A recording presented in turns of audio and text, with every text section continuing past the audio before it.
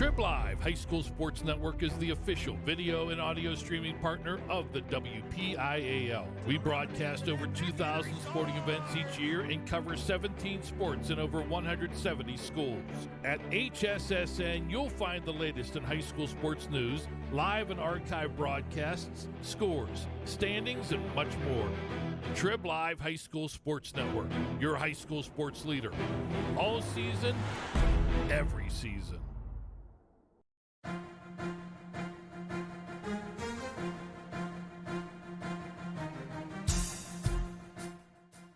This is the Lawrence County SportsNet, powered by LCAT. Your home for the County of Champions. Has a throw to first, and that's your ball game. Union has won its first ever WPIAL championship.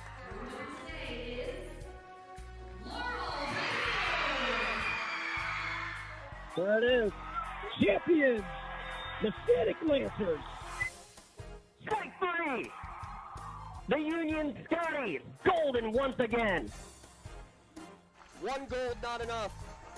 How about 2 district gold and 2 state gold for the Lady Lancers?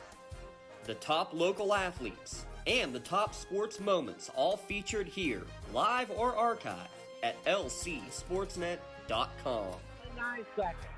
Anderson into the corner. It's poised for three. Shot! He turns the game. Look to throw again. Directing traffic. Going for the quarterback in the end zone. Touchdown! Featuring over 100 broadcasts of county events in over a dozen sports. Your voice for Lawrence County sports. The gold ball headed home to Newcastle. This is the Lawrence County SportsNet. From Rose and Dennis Heindel Field in DuBois, Pennsylvania. It's high school softball here in the Lawrence County Sports Network, powered by LCAP. Today's game, featuring the Neshannock Lancers and the Everett Warriors, is brought to you by Melee Chiropractic, keeping you in the game. Castle Asphalt, making your dream design come to fruition. The Red Zone, score big at the Red Zone. Medora Bonner Law, community firm dedicated to protecting your possessions. Ponce Insurance, love the life you live, worry-free. The Cream Room Grill, family-owned restaurant, brewery, and banquet center. The Penn Ohio Bottled Water Company, home and business bottled water delivery. The Health and Motion Physical Therapy, keeping you moving. Today's broadcast also being brought to you by the Toshiba Business Solutions, empowering the art of business.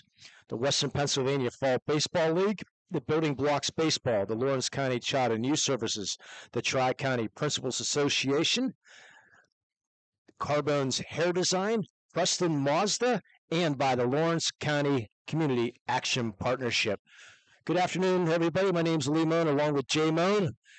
What a field we're, Jay, from Heindel Field here in DuBois. How about this place? This field has to be the best field I've ever been to for high school sports of any kind. Yeah, it's just a great place by softball. Rose and Dennis Heindel Field. Most of the funds came out of their pocket. They want to build the field, and we'll talk a little bit about this field later on. I love the rocks and everything, and right, it reminds you a little bit of the Angel Field in California with the waterfalls going on over there. So it's just a great place here today for 2 undefeated teams here, Jay. Number 1, number 2 in the state. So that's not too often you have undefeated teams at this part of the season. But we'll see what happens. I say it's going to be down to who has the better pitcher. That's about it. And the rain, it's rained an awful lot here in DuBois here today, but we have an all-turf surface, and that's why we're playing. The other side of this bracket has already been canceled today. They will be playing tomorrow, that game between South Williamsport and Bald Eagle. They were supposed to play at 1 o'clock today, but the game was canceled. So the winner of this game will get an extra day rest. So, but we're going to take our first break in today. We're going to make sure everything's working well, and we'll be back with our starting lineups and talk a little bit about this game. You're watching high school softball here in the Lawrence County Sports Network, powered by LCAP and the Trib Live High School Sports Network. Contractors, the Department of Healthy Homes needs you. From small to large residential projects, you can help families live safer and healthier with the quality work you do. It's rewarding in more ways than one. Call LCAP's Department of Healthy Homes today.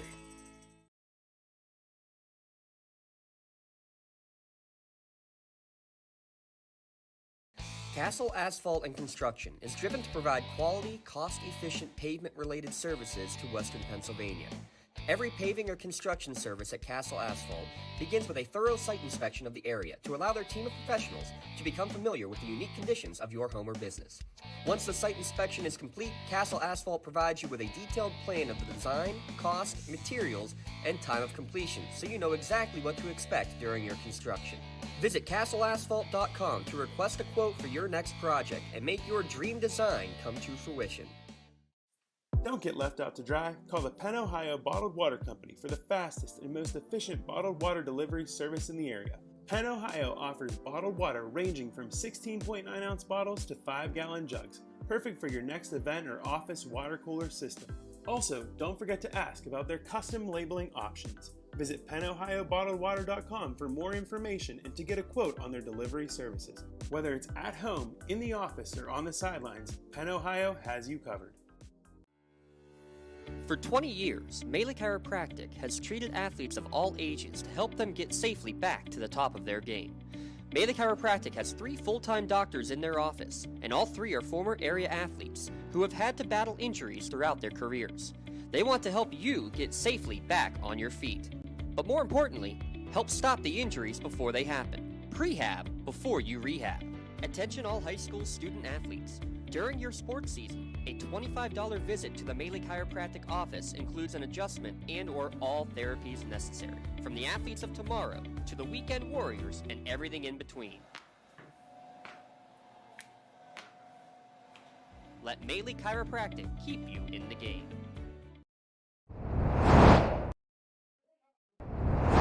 Duber as a Heimdall Field getting ready for today's game between 2 undefeated teams, Neshannock and Everett. And Jay, looking down to our right, the Everett Warriors, they look pretty loose. Yeah, they're dancing. Yeah, the electric slide, or what? Not the electric slide, or whatever dance that is, at the jump around or whatever it is. They're looking at the coach joining him in down there. Talk to Coach Jackie Levy. We got both a chance to talk to her before the game, Jay, and she's as loose as can be, too. She was danced before when they had the music on down there before the game even started. Yeah, Coach Jackie Levy, she's a teacher at the Everett Elementary School. She's her 9th year. She pitched on the 2001 Everett team that won the first district title. She pitched at West Virginia Wesleyan. So she's a pretty experienced pitcher herself and a pretty good coach. But this team, 46-1 in the last 2 seasons. Their only loss was to Laurel last year in the quarterfinals in the state playoffs. They got the revenge there. They were able to beat Laurel in the first round this year, 15-12. But now they have to face the Neshannock Lancers. But it's a shame to see one of these teams going to go down to defeat today, because you get 2 very good undefeated teams, and one team's going to have to end their season. That's unfortunately somebody's going to have to lose. But they have to play the game. We'll see what happens. Also about Jackie Levy, this is her last year. She's resigning after this season. Yeah, so that's it. I did not ask her that before the games. We're dodging raindrops. But, yeah, she has that checkered flag down there, and we're wondering why the checkered flag that she has. But they want to finish, so that's what they want to do, and they hand that checkered flag out after every game also. But I talk a little bit about our pitcher, Olivia Hillegas. She is a senior. She's going to be off to IUP, but according to Coach Levy, she's a very good pitcher for Everett. She's actually has pitching instructions twice a week, even though the season's been going on. Yeah, so she's a very diligent student, according to Coach Levy. She's just very, very easy to coach, and she's really a very, very strong pitcher. She's threw a perfect game back about mid-season or so. So Neshannock's going to have their hands full here. This Everett team, if you look at their games, Jay, they have not given up a lot of runs. Other than those 12 runs to Laurel, a lot of shutouts. 8 out of their last 10 games, actually 10 out of their last 12 games before the Laurel game, they were in a shutout. 17-0, 13-0, 15-0, 16. They averaged over 10 runs a game. They actually beat a team 42-0 earlier in the year, which I don't really want to get into that. But yeah, this team on paper looks like they can hit the snot out of the ball, but they're going to be facing a very good one at Addie Friday. And Neshannock, they have a 456 average for the year too, so they can hit the ball also. Yeah, so like you said, it comes down to pitching. But we're going to take one final break, and we're going to come back and talk a little bit about the Neshannock Lancers. You're watching high school softball here on the Lawrence County Sports Network, powered by LCAP and the Trib Live High School Sports Network. Coaches, success in the spring on the diamond begins all the way back in the fall. Get your team ready for the spring sports season by joining the Western Pennsylvania Fall Baseball League. For nearly 2 decades, the WPFBL has hosted some of the top teams from the WPIAA and beyond to hone their skills in a competitive yet developmental environment. Over 60 teams compete in the 6-week fall season, which features Saturday doubleheader games in your region, followed by the playoffs for just $250 plus umpire fees. Coaches can choose to play based on a geographic location and school size, can choose to compete in the varsity division, and to get accustomed to 60-90 baseball in the JV division. For more information or to sign up for the WPFBL, call League President Brian Zarenza or visit WPFBL.totalcamps.com. When the high school season heats up, make sure you have the best gear to support your school. Head to the Red Zone on Wilmington Road in Neshannock for all your county sporting apparel needs. From sporting goods to custom apparel to embroidery and more, the Red Zone has it all. Quality gear for all 8 schools in the County of Champions. Stop by and enter the Red Zone or visit them online at theredzonesports.com. Score big at the Red Zone. Looking for a unique way to expand your business? Advertise on the Lawrence County SportsNet and be seen by thousands of viewers in the area and around the country on over 100 broadcasts each year. Visit lcsportsnet.com and click Advertise with LCSN.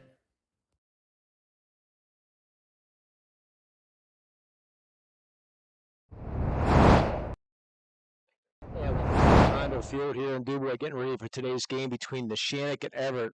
Jay, what else can you say about the Neshannock Lancers? 48 games in a row, WPIAA record. They just keep winning and winning. And if you're going to pick a game that maybe struggle a little bit, that was the last one. Get that out of your system. They still won 2-1, but maybe not their best game in the world, but they got a victory. We were talking to Coach before the game, and she said it just didn't seem like they were with it that day.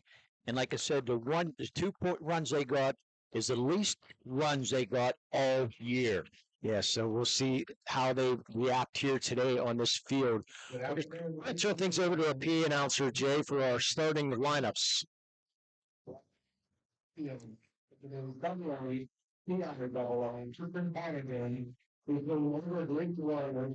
And the Neshannock Lancers. Your attendance at this event is made available for an exhibition skill developed by these students. Please give them your. So we are not going to do that because the sound quality not best. So we gave it a whirl. So we're just going to go down for our starting lineups right now. As Everett is the home team, so today the Neshannock Lancers, they will lead off this way. Erin Nogue, she is your shortstop. She will bat first. Jaden Nogue, yes, they are sisters and they are very quick. Bats second. She's your center fielder. Addie Fry is your pitcher. She bats third. Hunter Newman, she's your pitcher, or she's your first baseman. She bats fourth. Gabby Quinn, she's your third baseman. She would bat fifth. Gabby Parad, your catcher, bats sixth. Ali Giordano, she's your second baseman, bats seventh. Abigail Measle, the designated player today, she bats eighth. Jaden Malaysia, the left fielder, bats ninth. Catherine Nativio, the right fielder, is your flex player today. So it's Nogue, Fry, Newman, Quinn, and Parad, and Giordano, Measle, and Malaysia. For Everett, Chloe Thrice will lead off. She's your center fielder. Jade College, she's your second baseman, will bat second. Olivia Hillegas, your pitcher, bats third. Kirsten Feathers, your catcher, bats fourth. McKenna Richards, your designated player, bats fifth. Marissa Hillegas, they're cousins, not sisters. Third baseman, bats sixth. Addison Wood, your first baseman, bats seventh. Ava Wheat, your left fielder, bats eighth. Morgan Bowser, your shortstop, bats ninth. And Izzy Brady is your flex player today. Bryce Coolidge and Olivia Hillegas, Feathers, Richards, and Hillegas, and Wood, Wheat, and Bowser's. Also want to thank our added sponsors here today, Crane Room Grill, the Carbones Hair Design, and Preston Mazda. We're going to take one final break as the anthem being played, and we'll be back for our defensive alignments and our first pitch. You're watching high school softball here in the Lawrence County Sports Network, powered by LCAP and the Trib Live High School Sports Network. Just like going to the doctor, our homes need a checkup too. If your home is not properly weatherized, you could be at risk for symptoms that cause unhealthy ailments and higher utility bills. The Weatherization Assistance Program is the key to reducing utility costs and increasing comfort in your home. Services include an in-home energy audit to inspect your furnace and hot water tank, check for air sealing around windows and doors, and ensure adequate insulation and ventilation. Learn more at lcap.org or call the Department of Healthy Homes to get your checkup today. Whether you're hosting a big party, it's family dinner night, or you just need a place to go and watch the big game, the Crane Room Grill is the place to be. Need that something special for your upcoming event? Ask about the CR Brewing Company's custom brewing options to give your big day that personalized touch that your guests will never forget. Visit craneroom.com to see their full menu, or call in your takeout order now at 724-656-1553. The Crane Room Grill and CR Brewing Company, a winning combination. In need of a lawyer? Contact Medore Bonner Law, a boutique firm offering tailored legal services and over 120 years legal experience. County residents with strong family ties to the community, Jason Medore and Michael Bonner, established Medore Bonner Law to provide clients with legal expertise and personal attention. Guided by their professional staff, you can feel confident your rights will be protected.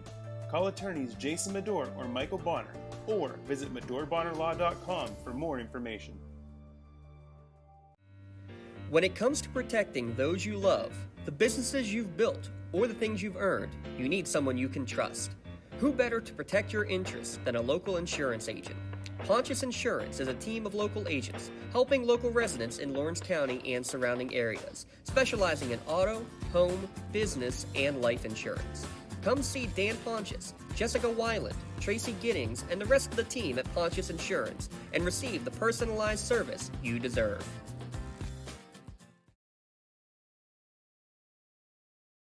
I love what I do because coming in every day is different. How can you not enjoy these kids coming up and hugging you and giving you these great smiles all throughout the day? You guys ready? Seeing the progress that our kids make every single day is one of the reasons I love coming to school. What should we do? We have fun. LCAP Early Learning Centers is hiring. Help empower young minds in Lawrence County and become a superhero today. Apply at lcap.org. And welcome back.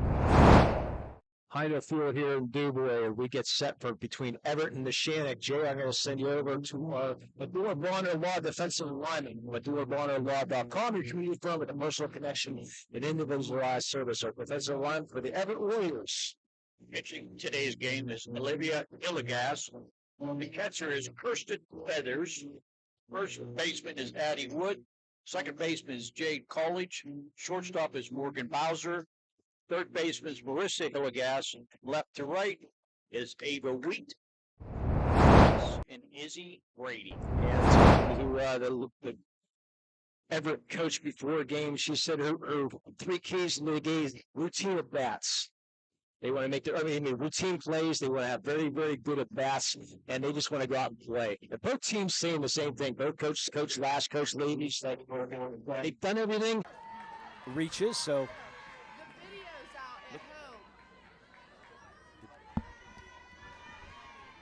Video's out at home. So Addie Fry steps in, fouls this one off. Nogue had come in batting .574. So they gave Jade Nogue an infield single. Which I don't know if well, we're not scorers, Lee. No. So. The official score here gives it an infield single. Okay. And that ball's a little wet, so we're going to be seeing that a lot today, too. The field's still going to be a little slick. Fry come in batting .478. So Hilligas, she's what, 7 homers or 6? 7. 7 homers. She Now won last game. The last game, so comes the 0-1. Just missed the corner. The Everett fans not liking that. I'm sure they get the best view on this first base side. Of course, I say that about the Neshannock faithful in the next inning because they're on the third base side. They get the best view, too. But anyway, I digress. As Fry rips this foul, and the scoreboard goes out. Oh, it's back on, Lee. Yeah, okay, the count goes to 1-2. Maybe it was because our video was out, too. somebody pulled a plug.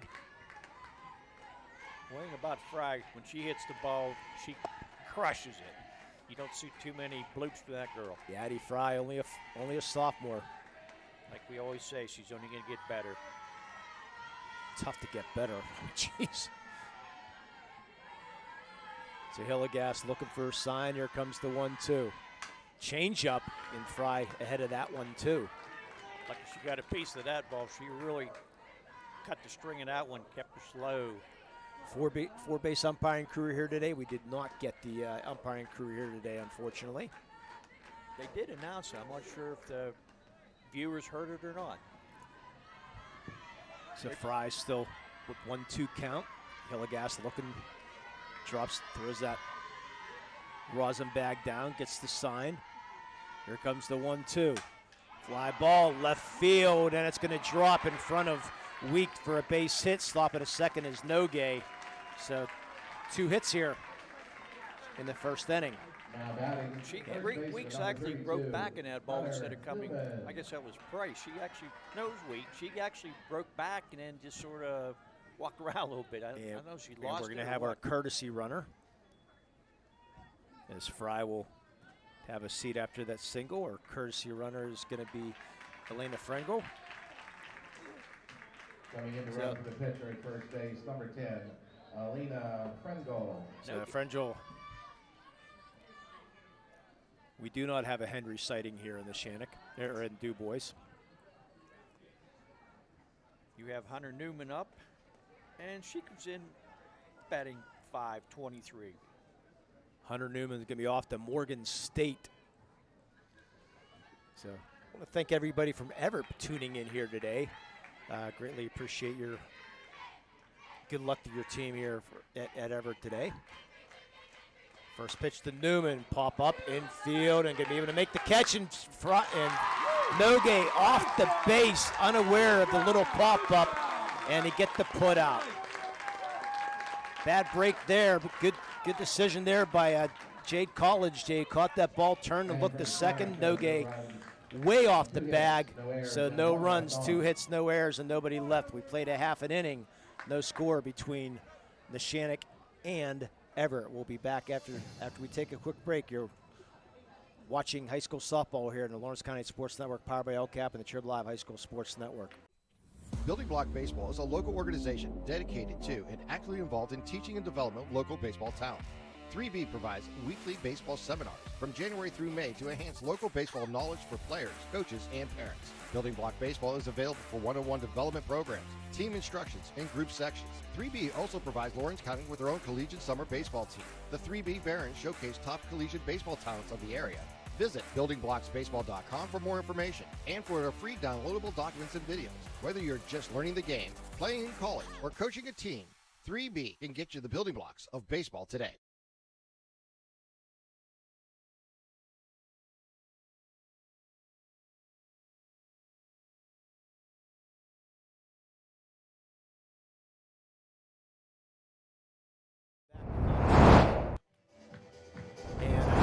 Over to Armador. Hit that crowd mic down a little bit more here. Thank you, sir.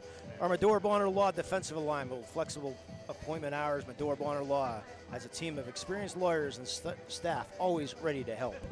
Starting pitcher is Addison Fry. Starting catcher is Gabby Parad. Starting first baseman is Hunter Newman. Starting second baseman is Ali Giordano.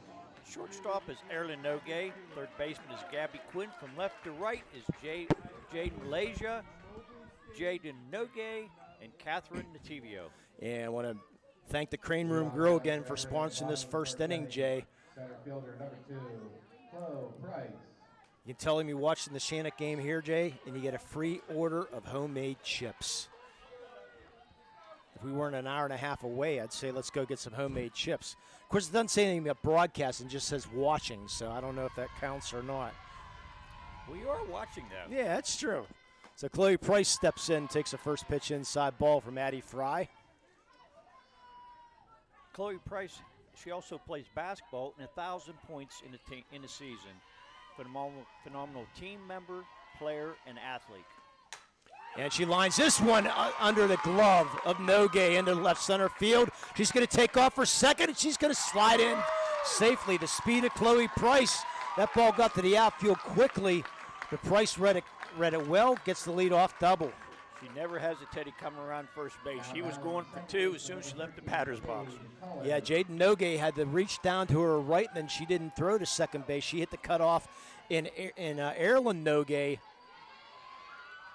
that brings up Jade College. She's a freshman. She plays hoop. And she had 3 bases-loaded walks versus Laurel. First pitch is up high, ball one. We're going to see Gabby Perraud all day, Jay. We've noticed Gabby, every pitch, she's up, she's ready to gun. Yeah, I watched her. I kept waiting for her to throw. She didn't throw the whole game last time we watched her, but she is always ready. I said this Everett team can flat out hit the ball. Put the bunt down, it's going to be foul. Yeah, going back to that play, I think we didn't get to see before if Jaden Nogue maybe was off on the pitch, and maybe that's why she was so far off the bag. That's the only thing I can come up with. Yeah, she probably was off because she loves to run, and she was in no man's land there. Yeah, it's a heads-up play by College to get that out. Here comes the 1-1. That's up high. See those hands coming up a little bit on College, just thinking maybe bunt again.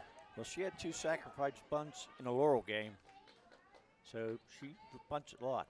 Yeah, boy, she chokes up a lot on that bat, doesn't she? Yeah. It looks like she might bunt again. Here comes the 2-1. No, swinging away, and it's a strike. I recognize this official, the home plate umpire. Just don't know what his name is, but count goes to 2-2.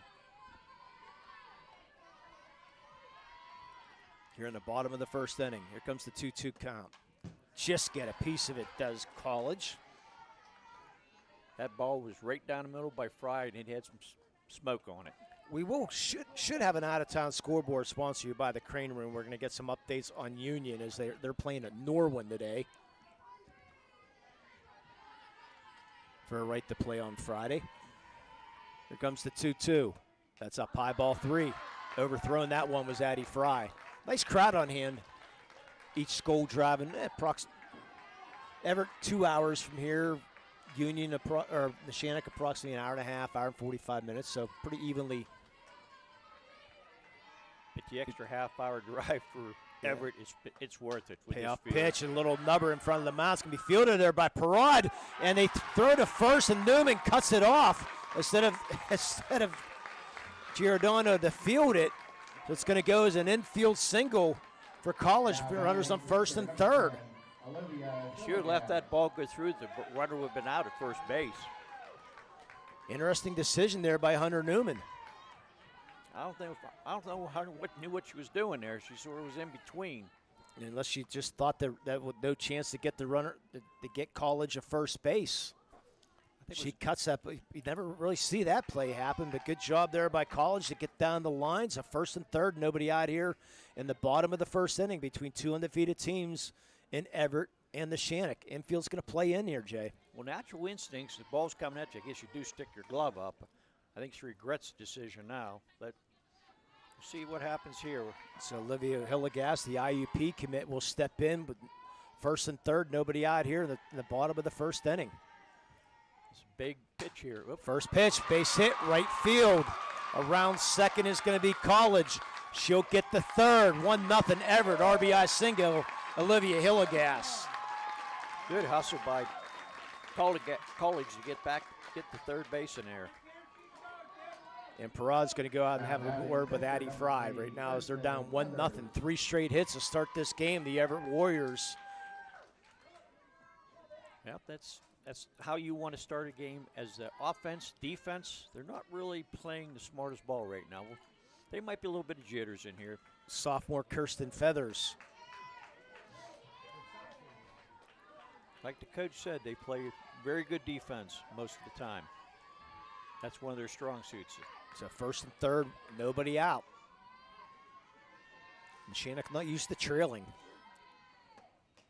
First pitch is a wild pitch, and they're going to slide in safely as College. And going from first to third, heads up there by Olivia Hillegas.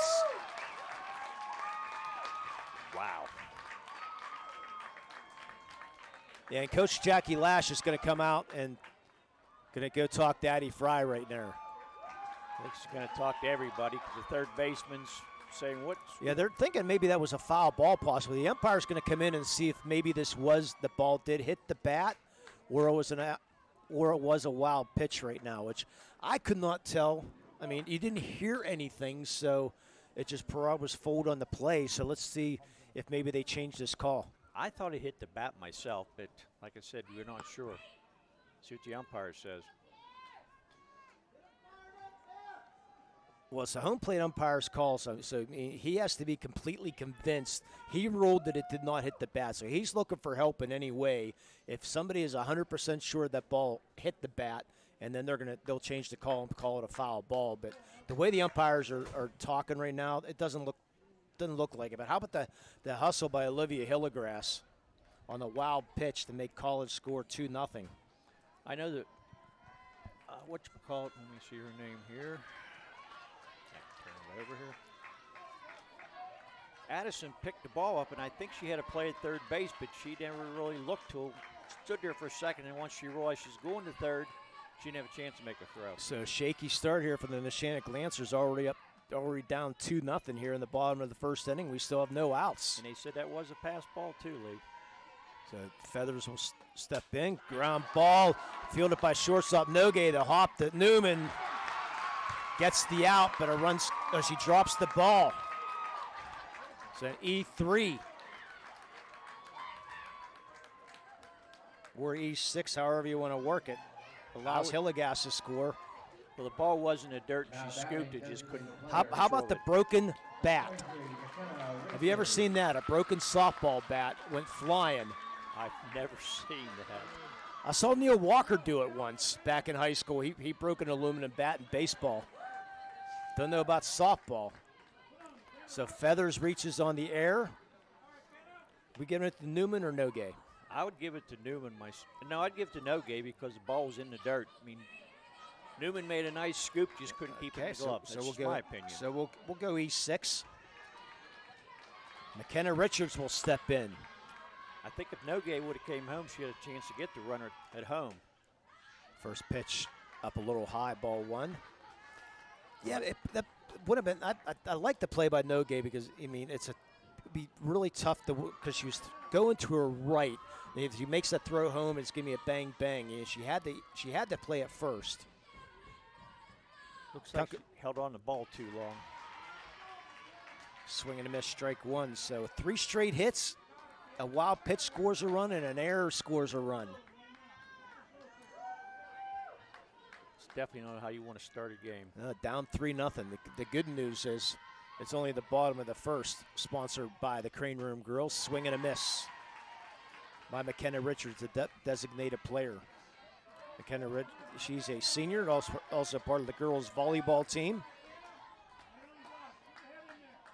Rod coming up with her usual, jumping up, ready to throw if necessary. They need an out desperately right now. Here comes the 1-2. There's the swing and a miss. Good there. Gets the first strikeout for Addie Fry. One out here. And that was right after Coach Lash came on and had a talk. I believe that was foul tip. It doesn't matter. Still strike 3. So Marissa Hillegas will step in, the junior, also part of the volleyball team. And they are cousins, is Marissa and Olivia.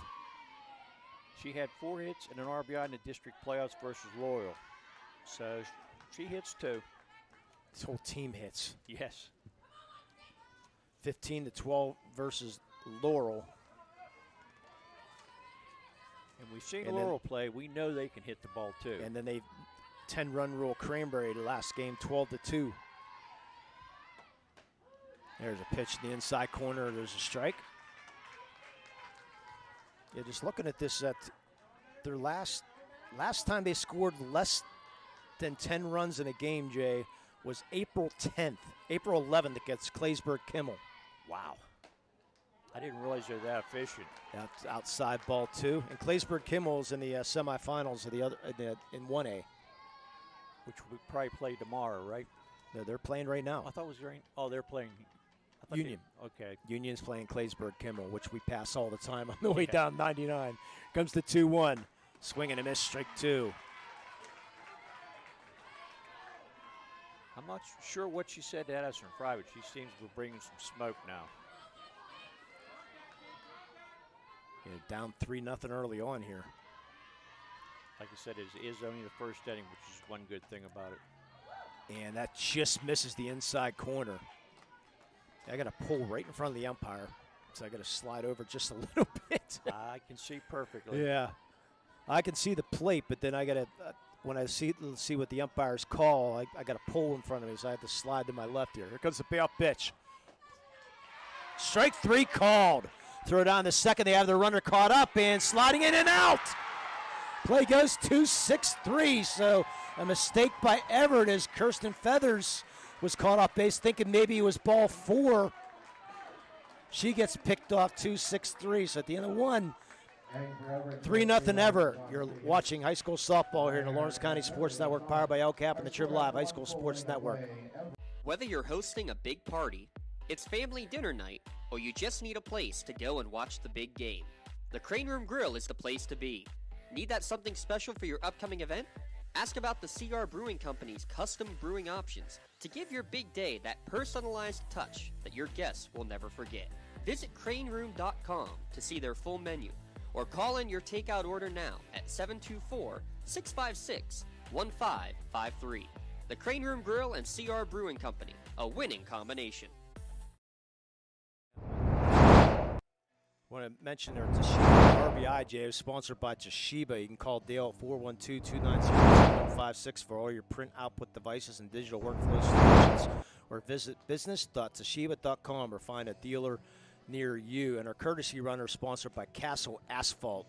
So castleasphalt.com. Check them out. Our second inning sponsored by Carbone's Hair Design. Thank you, Carbone's Hair Design, for us jumping on board. You can call Carbone's today for an appointment at 724-652-3325. That's 724-652-3325.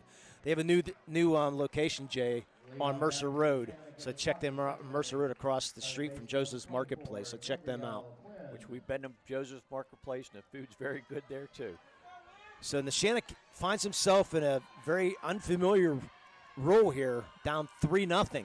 Here on the top of the second as Gabby Quinn steps in. Fouls this one off.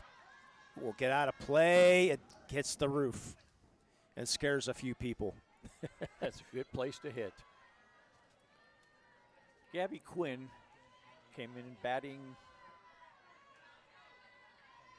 Let's see her name here. Yep. Yeah. Number 24, Dave. Number 24. She's been batting .508. There you go. With 6 homers.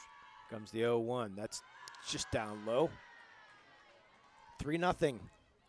Everett leads Neshannock. The winner will be playing Thursday at 11 o'clock in the morning at State College. They'll get the winner, South Williamsport and Bald Eagle. Fly ball deep left field, and it's going to be die a little bit as Week will make the catch. I thought that ball was hit a little bit better, Jay. I thought it was, too. It sounded good coming off the aluminum bat, but left fielder just took a couple steps back and a routine fly ball then. Bring up Cabby Parad. How about that aluminum bat snapping in half? I've never seen that. Many years I played softball with aluminum bats, never seen it. Might have been a little bit of dent in that bat possibly. Parad came in batting .350. First pitch up high, ball 1. I said I saw Neil Walker do it in a high school down at Washington Wild Thing Park. He broke an aluminum bat. I don't know if it was an all-star. I think it was the championship game was when they were playing down there, whatever year that was. Comes the 1-0. That's up high. Years ago, the umpires were required to check all the equipment and check bats, helmets, make sure everything's safe. So now it's up to the coach's responsibility. I know my boy played baseball many, many years ago. They checked the bats and they throw some out, say, nope, that's not a legal bat. Yeah, swing Get it out of miss. here. Yeah, the only thing, the thing maybe that with that bat cracking like that, it might have had a dent in it or something like that. So count 2-1 to Parad. Fouls this one off. Count goes to 2-2. Yeah, we're going to get in, talk a little bit about Heindel Field here, Jay. Just a beautiful place, and love the fans standing up Almost looks like a train station out in center field, doesn't it? Union trailing 2-0 in the bottom of the second inning. So not a good start. We want to get out to State College on Friday. Or on Thursday. Or on Thursday, yeah. Not off to a good start if you're Lawrence County fans. You're Bedford County, you're very happy right now. Ball fouled off.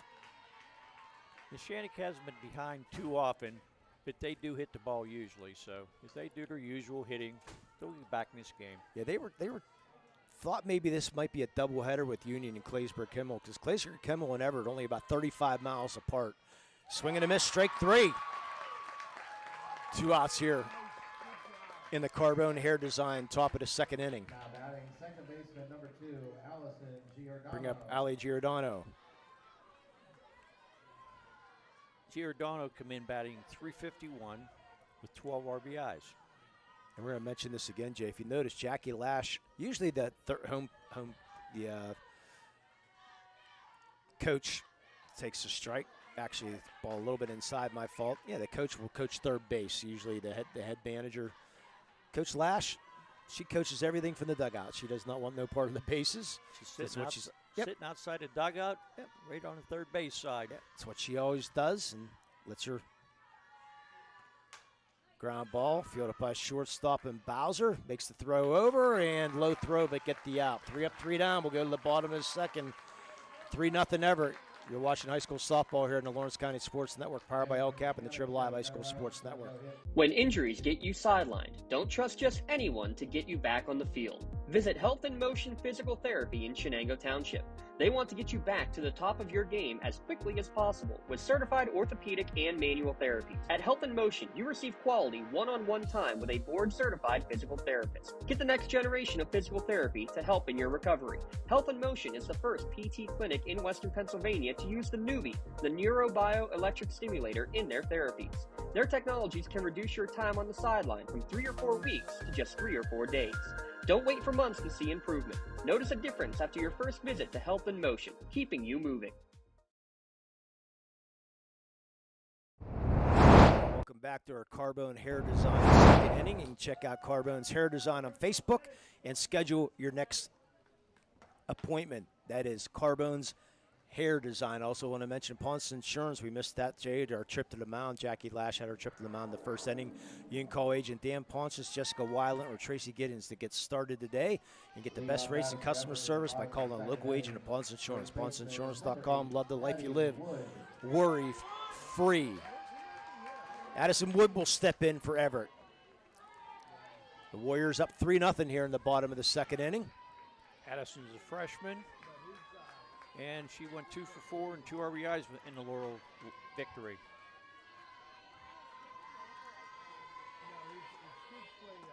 First pitch, that's laced in the left field for an opening single. Everything Everett is hitting right now, Jay, is solid. Like you said, from the past games, they hit the ball well. Wow. Now batting left fielder number 6, Ava Weck. And the coach told us Ava Week, so I'm going with Ava Week. Yes. I happy broke down. Yeah, she's a junior. Weeth.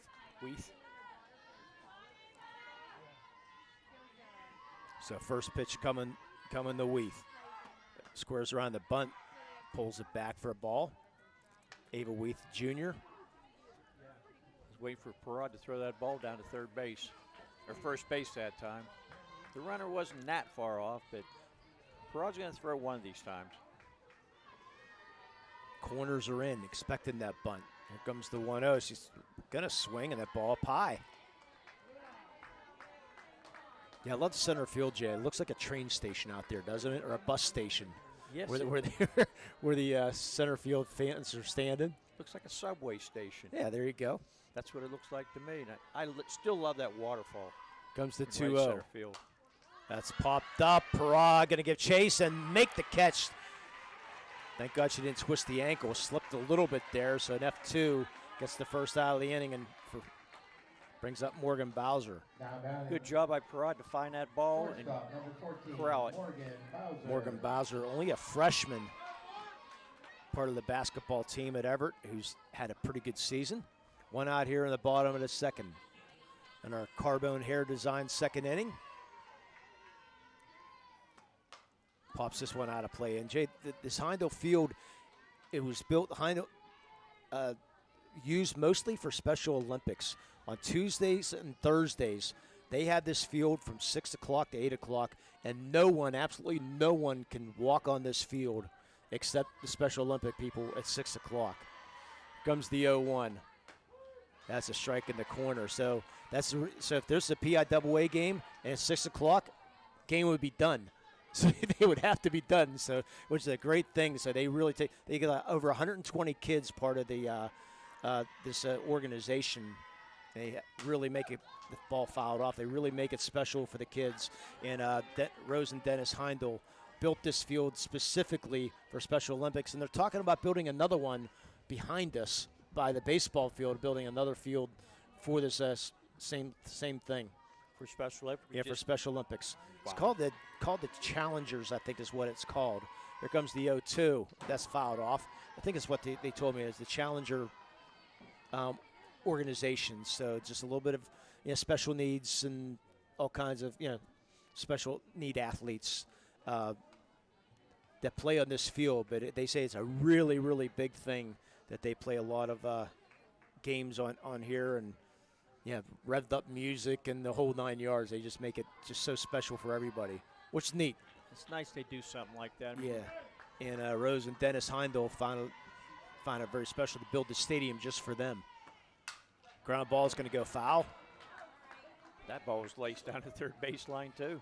Like you said, they're making some contact, good hard contact in every hit, except the one to the catcher she caught. Yeah, the rain has stopped here in DuBois. Looks like the rain should be done for the day. Neshannock trailing 3-0 here in the bottom of the second. Here comes the 0-2 from Fry. Swing and a miss. Pitch out of the strike zone. Second out of the inning. Bring up the top of the order and Chloe Price. The that was a pitch they couldn't stay away from. A little bit high, but it was there. Just couldn't catch up with the high fastball. Chloe Price doubled and scored her first time up. And she's going to step out of the box and get some time. I want to thank everybody here at Heindel Field for taking great care of us. Our own press box here today, greatly appreciate. First pitch, swing and a miss. Maybe took something off of that. Or Price just out in front.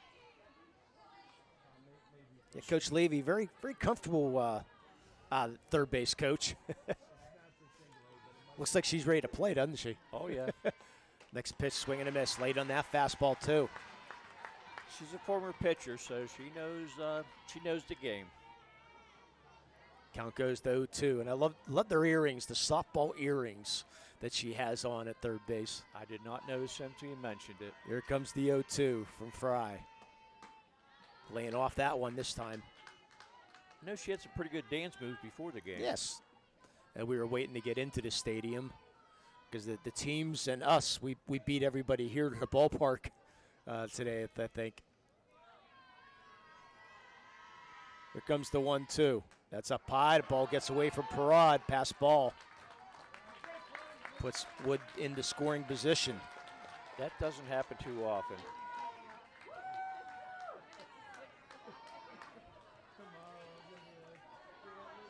So no harm yet. And the scoreboard goes off again as we have a 2-2 count. I think Vigi's touching something down here. I don't know. Here comes the 2-2. Strike three in the corner. Big strike out there for Fry. Her fourth of the day. No runs, one hit, no errors. And one left. 3-0 Everett. We'll go top of the third. You're watching high school softball here in the Lawrence County Sports Network, powered by LCAP and the Trib Live High School Sports Network. In need of a lawyer? Contact Medore Bonner Law, a boutique firm offering tailored legal services and over 120 years legal experience. County residents with strong family ties to the community, Jason Medore and Michael Bonner, established Medore Bonner Law to provide clients with legal expertise and personal attention. Guided by their professional staff, you can feel confident your rights will be protected.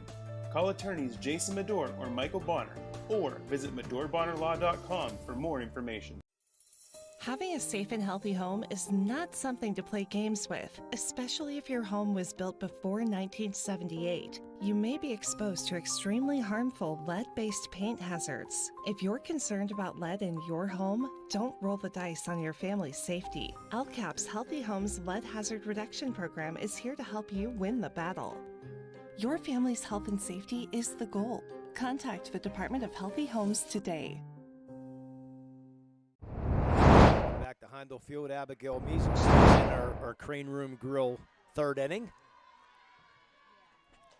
There's a first pitch strike. Remember, if you go to the Crane Room Grill, you mentioned you watched this game, you get the free homemade chips, but you have to mention the game. Comes the 0-1. There's a fly ball. It's going to go over to third baseman and Hillegas into left field for a leadoff single. It's a good start here from the number 8 hitter. Bring up Jaden Malaysia. That's a way to start an inning.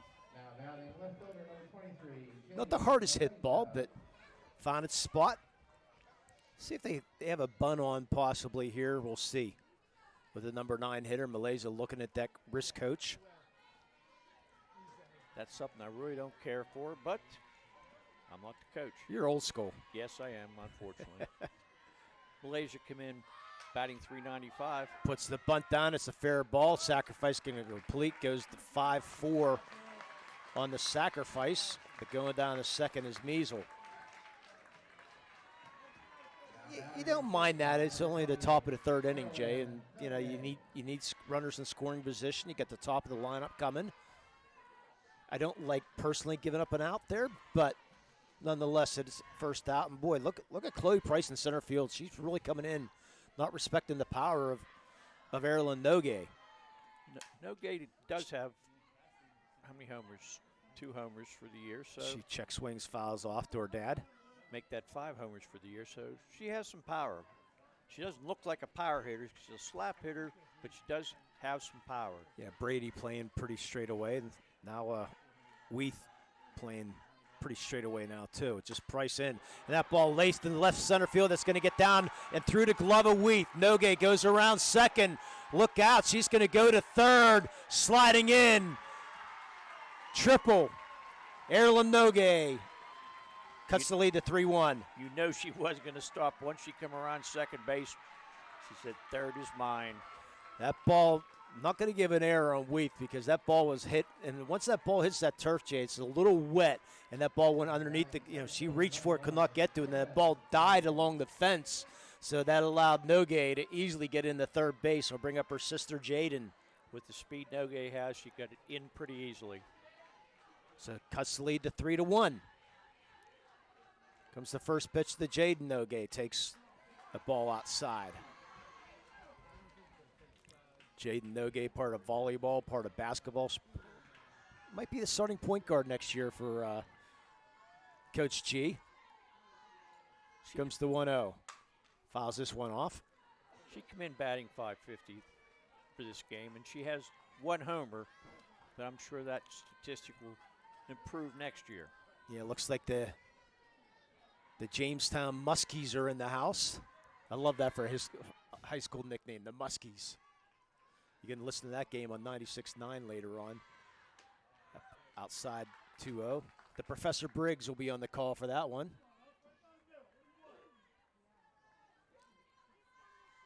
Yeah, they called their gymnasium, Jay, the Fish Tank. It's a good name. Yeah. I like that. So Hillegas gets the sign. Here comes the 2-1. Catches the corner. Count goes to 2-2. I wasn't sure if he's going to ring that up or not. The scoreboard said 3-1, but I saw the umpire. It sure looked like yeah, there's the 2-2 now.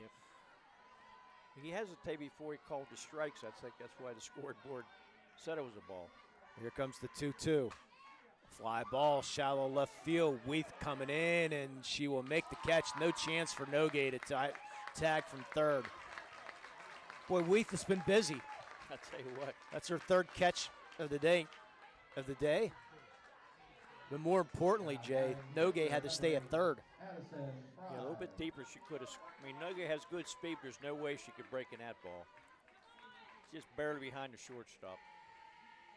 It's a good hustle by Wheat to get in there to get it, too. So bring up Addie Fry, who singled her first time up. Boy, nice to see a dinger from her here to tie this game up. She's thinking about it, fouls this up out of play.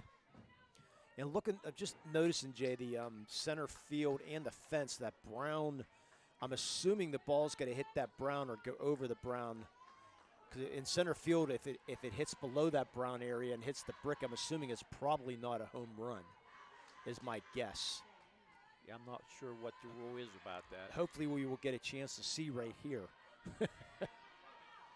Addie Fry's got the power to do it, that's for sure.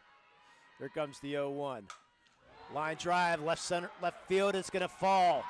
Go against the fence. Addie Fry will stop at second.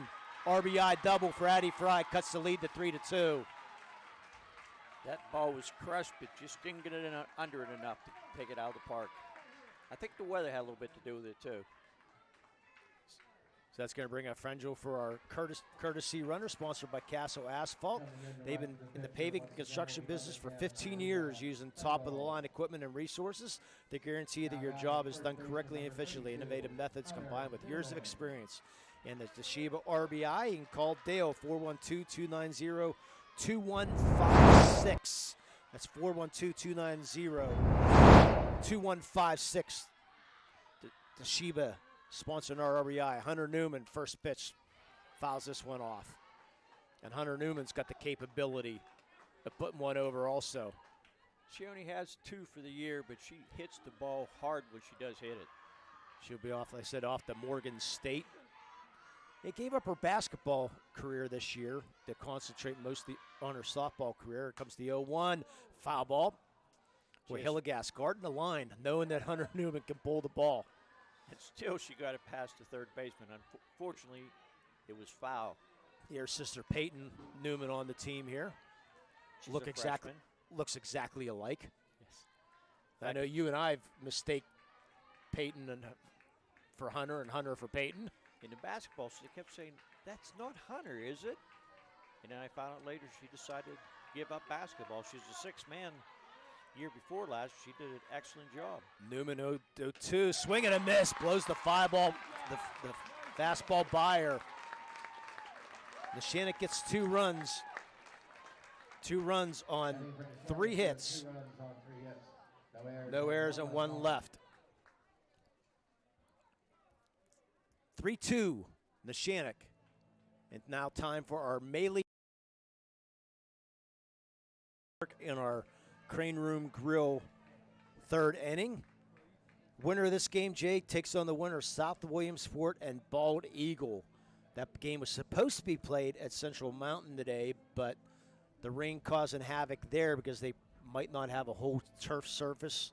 Do not know, but that game will be played tomorrow. So the winner of this game will play the winner of that game on Thursday at 11 o'clock at State College. And the Union Claysburg-Kimmel game, last score we had was 2-0 on that game. The winner of that game will be playing on Friday at 11 o'clock. Now, we have to thank the Crane Room Grill, Carbone's Hair Design, and Preston Mazda for stepping up, because on Thursday and Friday, Jay, we no video coverage because PCN has complete rights. So we are not able to do any video coverage. So the only way you're going to get live coverage,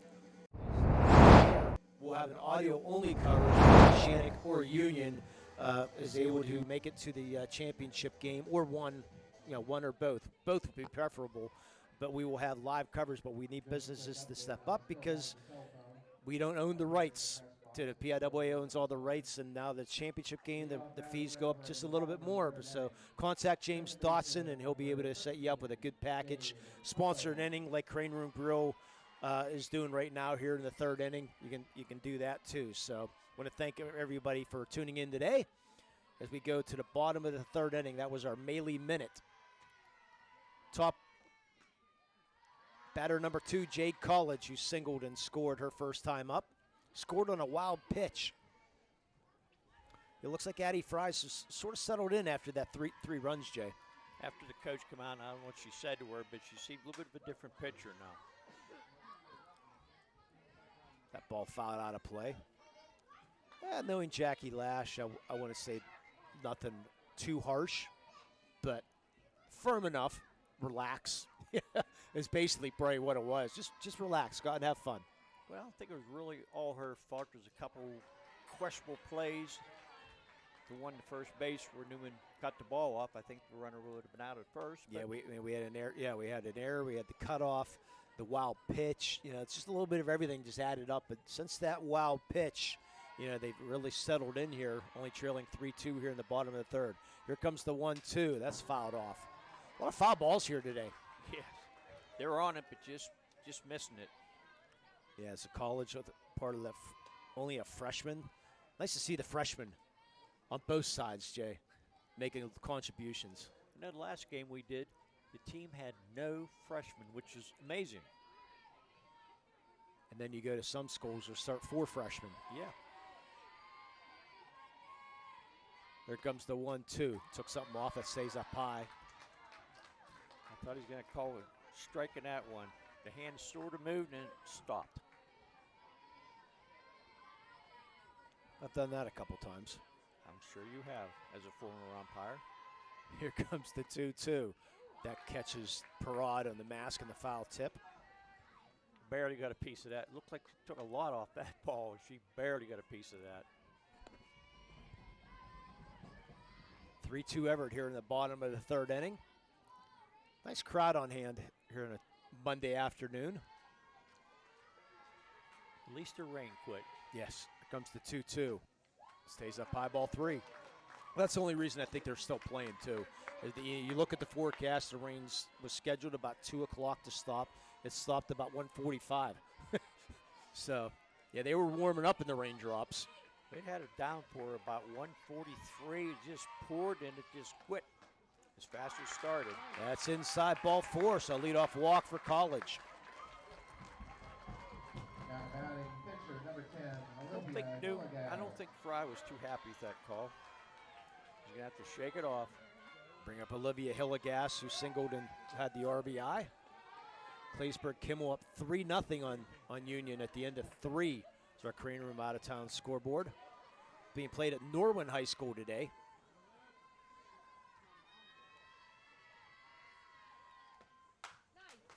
Little looper to second base, going to be fielded by Giordano for 1. No chance to get Hillegas. And College had no choice. I mean, she had to wait to see if that ball was going to be caught by Giordano. Catcher number 3. So she gets forced out. College 4-6, the fielder's choice to Hillegas, and she runs for herself. Brings up Kirsten Feathers. Not too good at contact in that ball. Yeah, nice play by Giordano because that ball had some spin on it too. Yes, it did. Fly ball's going to go out of play. Hey, Vig, if you want to take a look to our right field and our lava rocks out there, the kids with the umbrellas playing in the water out there.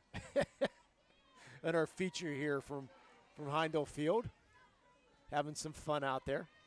Have the umbrellas on. Here comes the 0-1. Fly ball, right field, and it's going to be off the glove of Nativio. Hillegas will end up at third base. Throw comes into home, so in and out of the glove of Nativio, so 1-out double by Feathers.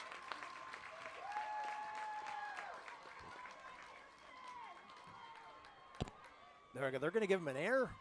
I think so. Ooh. Quick announcement to the fans. Heindel Field is a tobacco-free stadium. Smoking is permitted outside the stadium. So we're going to go with an E9 on that play. Boy, I thought that was a tough play on Nativio.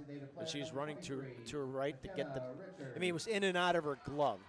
So at the high school level, I say a double, but the official score here is going to give an error. So we go E9, the Feathers, second and third, and 1 out. Bring up McKenna Richards. I have to agree with the score, Lee. And there's a wild pitch. Ball gets away, but good job by Parad. The ball gets away now again, and Hillegas will score. So you can't even say it's a wild pitch because the runner was not coming in. So it's going to go on an E2 to allow Hilligas to score and Feathers get down to third base. Because Hilligas stopped once Parad, caught the ball, and then Parad, unfortunately, with the throw to home, as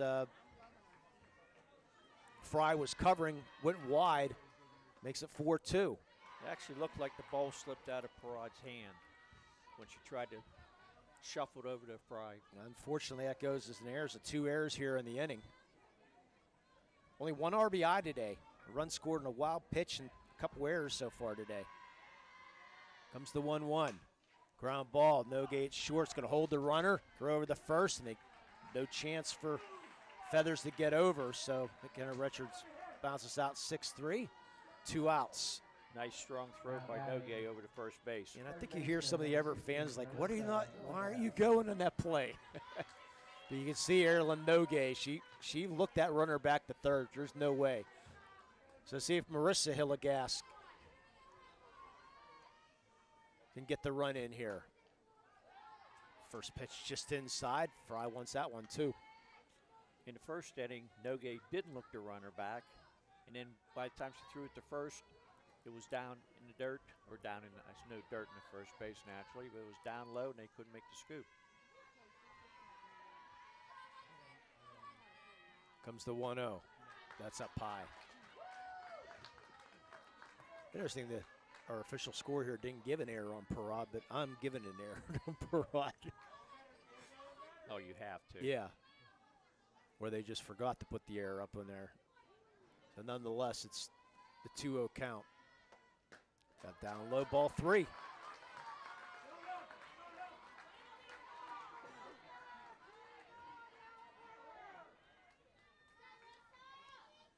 the end of the game, we'll have our Melee Chiropractic play of the game and our LCAP player of the game. Hopefully not our last one of the year. Here comes the 3-0. Here's a strike in the corner. Good take. Yeah, you don't want to be swinging right now. No. Make sure it's there. If it's maybe in the zone, maybe that ball's on the corner. So count goes to 3-1 here in our Crane Room Grill third inning. Get a pitch she could drive. Not going to drive that one. She's going to be on her way to first base for a 2-out walk. Bring up Addison Wood. It's Addie Wood, part of the volleyball team, only a freshman. Both teams red and white, except the Lancers have the white uniform, the white shirts with the red, and Everett with the red and the white. I like that. We were worried about that before the game, what uniform the Lancers are going to wear. Comes the first pitch, swing and a miss, and the runner they're going to let Marissa Hilligas get down with the stolen base. Wood had a big single the first time up. That's Health and Motion Physical Therapy, stolen base. You can call 724-856-3683. That's Health and Motion Physical Therapy. Ball that hitters in the box. Foul ball. Count goes to 0-2. Umpire didn't hesitate not at all. Right out and said, foul ball. Local graduate Mike Mirko at Health and Motion Physical Therapy is looking to get local athletes back in the field with quality one-on-one time patients deserve. He hopes to limit exposure to pain medication, and physical therapy is a powerful alternative. Here comes the 0-2. That's fouled off. Good job by Wood just to get a piece of it. Looked like I pitched a little bit outside, but she wasn't going to take a chance, especially on an 0-2 count. You don't want to take that third strike with a runner at third base. The way this game is going, I do not think the next game will start at 4 o'clock, which we're not going to care about because we'll be gone. Here comes the 0-2. Good hold there by Wood. Oh, she almost went in that.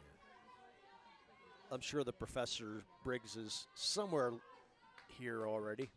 Probably setting up the equipment and talking to the Muskies.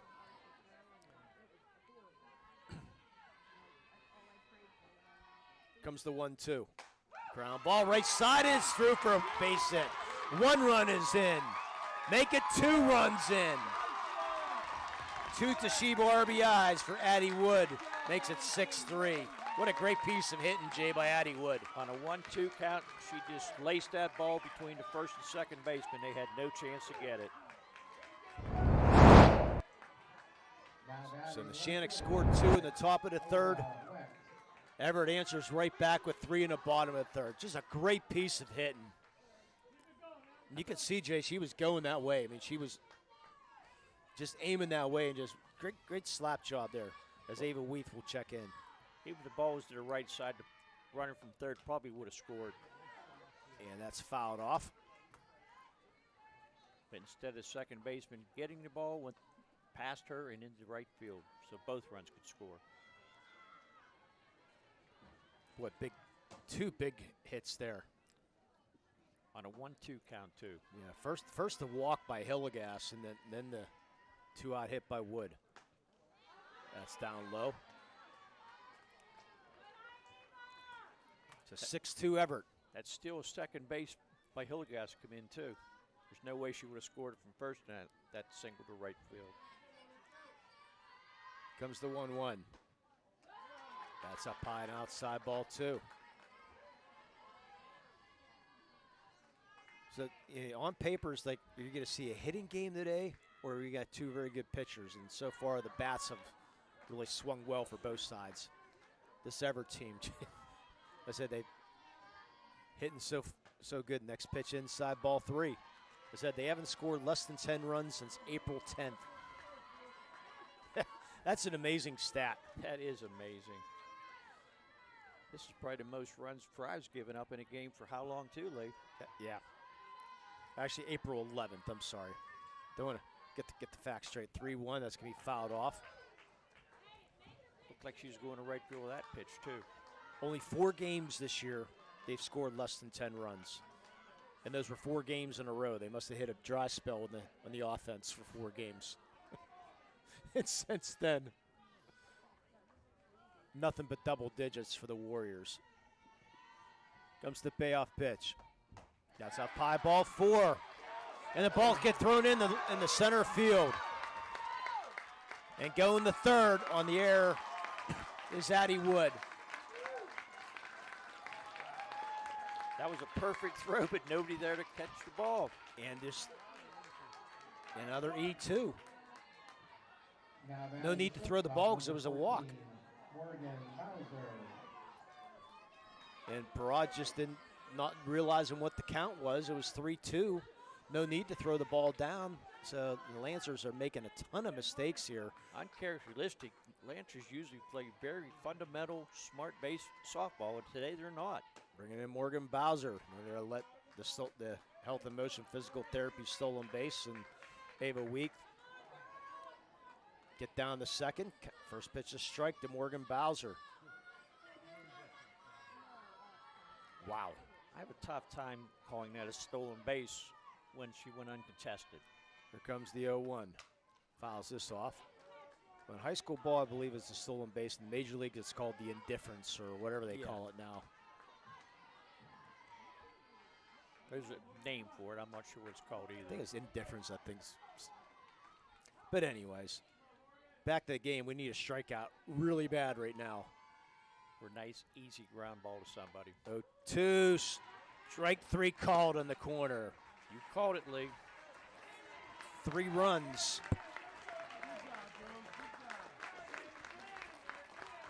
On 1 hit, 3 errors, and 2 men left. We played 3, 6-2 Everett. You're watching high school softball here on the Lawrence County Sports Network, powered by LCAP and the Triple Live High School Sports Network.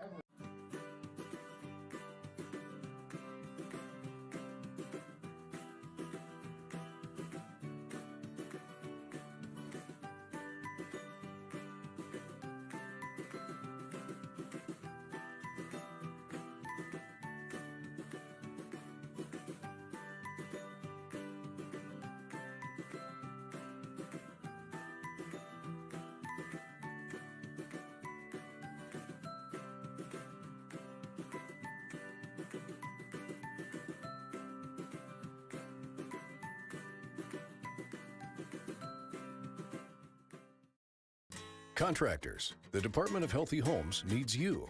From small to large residential projects, you can help families live safer and healthier with the quality work you do. It's rewarding in more ways than one. Call LCAP's Department of Healthy Homes today. And welcome back to the fourth inning, sponsored by the Carbones Hair Design. You can check out Carbones Hair Design on Facebook and schedule your next appointment. You can call them at 724-652-3325. Their new location at 2707 Mercer Road. They've been around since 1988. Thanks for jumping on board. Carbone's Hair Design. First pitch is going to be a grinder to the third, fielded by Hillegas. A throw over. It's going to be safe at first. Infield single for Gabby Quinn. That I'd give a single to. Even though she fell on her butt, she still made a strong throw to first, but Quinn just beat it out. Boy, I thought maybe that ball hit her in the box, but did not. So thanks for Carbone Hair Design for jumping on board. Congratulations to Coach Lash, by the way. Her oldest daughter, or her daughter, just graduated from Duquesne. First pitch is going to be out of play. She's got a job out in Iowa. And she said Jackie's other daughter, Jackie's other daughter just got both engaged in the last 2 months. So they said they can't plan the wedding during the softball season. So we'll see if they listen to their mother. Comes the 0-1, fly ball, right field. It's going to go over the head of Brady, but it's going to go out of play. Brady was playing really shallow. The ball went out of play. Umpire looking for more softballs. And today's an anniversary, Jay. 8 years ago today, the Neshannock baseball won the state championship over Newman Goretti. 8 years ago. Yep. Fraschetti and Cyrenese and Company, as Mr. Dawson puts it. 8 years ago today, the Neshannock baseball team. Here comes the 0-2. Fouls it off.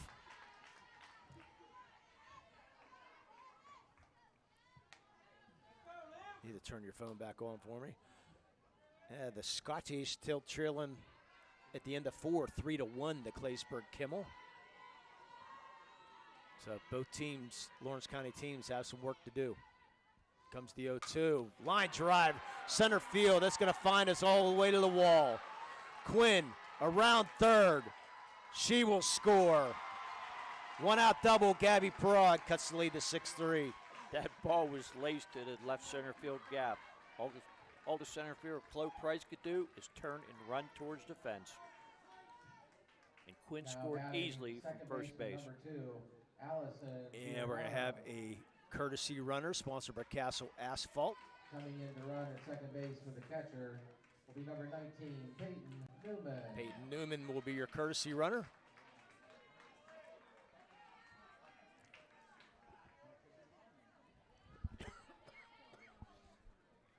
Bring up Ali Giordano.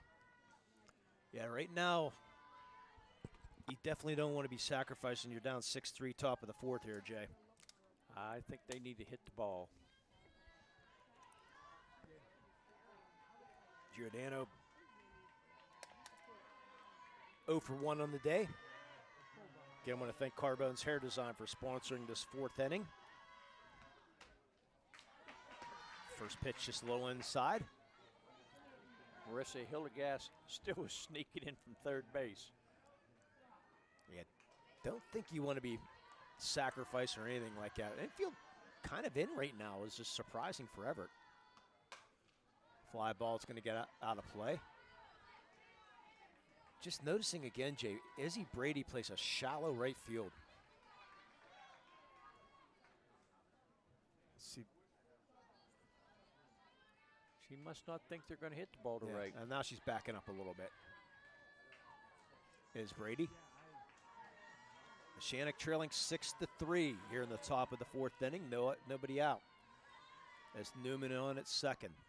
That pitch down low. Yeah, no way to.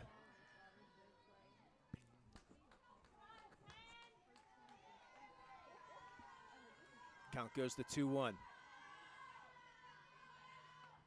Ground ball's going to find its way into left field for a base hit. Peyton Newman will have to stop at third.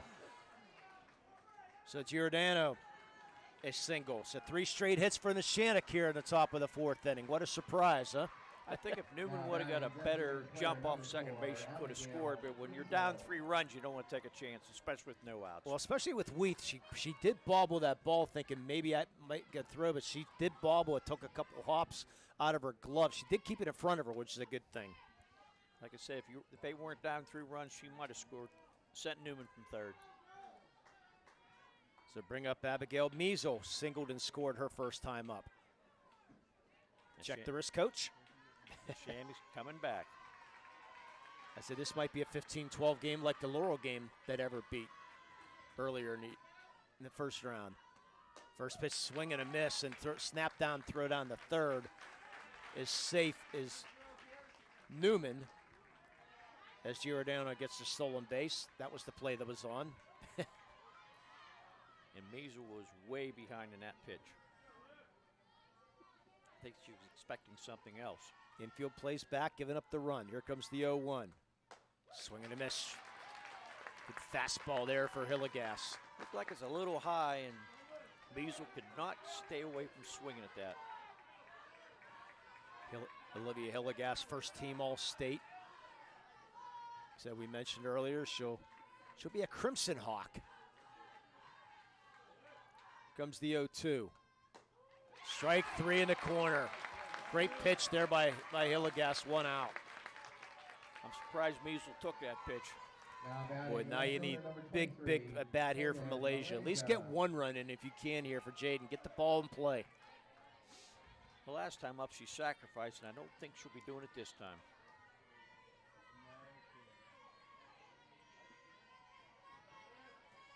Comes the first pitch. Gets a piece of it. Does Malaysia. Needs to make some good contact here. Yeah, just get the ball in play. If you can get this ball pulled a little bit, Bowser's not going to have a play at home. He'll score a run. But she's playing deep in the hole. Outfield fairly deep for Malaysia. Comes the 0-1. That's up high. Surprised to see Weath as deep as she is in left field. Said Weath has been busy. Giordano went to second base in that last pitch before last league. Yeah, the stolen base, yep. Comes the 1-1. Swing and a miss. Just need to make contact here, Jaden. Yeah, I think she was swinging for the fence that time. Just need to get contact. Yeah, Erlen Noge shouting some instruction to Jaden Malaysia. Gets the 1-2. Swing and a miss. 2 straight strikeouts for Olivia Hillegas. Now it's up to Erlen Noge to try to get at least 1 run in. That's who you want up. One of the Noges or a Fry or a Newman. Yeah. So Erlen Noge, 1 for 2 in the day. Last time up, she tripled and scored. First pitch up high, ball 1. It's funny, the left fielder moves back and the right fielder moves in on that pitch. Like you said, she's playing very shallow, and she actually took 2 or 3 steps in. See what she does this time. Comes the 1-0. That's up high, about side ball 2. Yeah, do you mess around with the senior and go to the sister freshman? I don't know if I want either of them, but you have to take one. They're both batting over 500. Yeah. So. Comes the 2-0. Swing and a miss. Boy, Hillegas has found something here in this last couple batters. Noge's going to have to shorten the swing up a little bit and try to just get something in the outfield for a couple runs scored. Comes the 2-1. Gets a piece of it. Big 2-2. Looked like she's trying to slap that ball down the third baseline that time. Boy, Hillegas in control right now. Because even if you lose her, you put the time, the tying run coming to the plate, but still, Hillegas's pitch right now with the 2-2 count.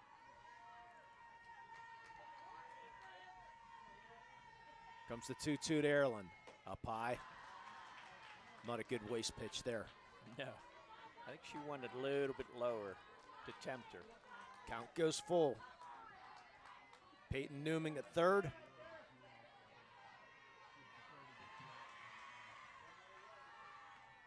Fouls it off, does Noguet. Peyton Newman at third and Ali Giordano at second. Like you said, Lee, a lot of foul balls today. Some good hitters. They're on the pitches, you're just missing. Hillegas with 4 strikeouts in the day, looking for number 5.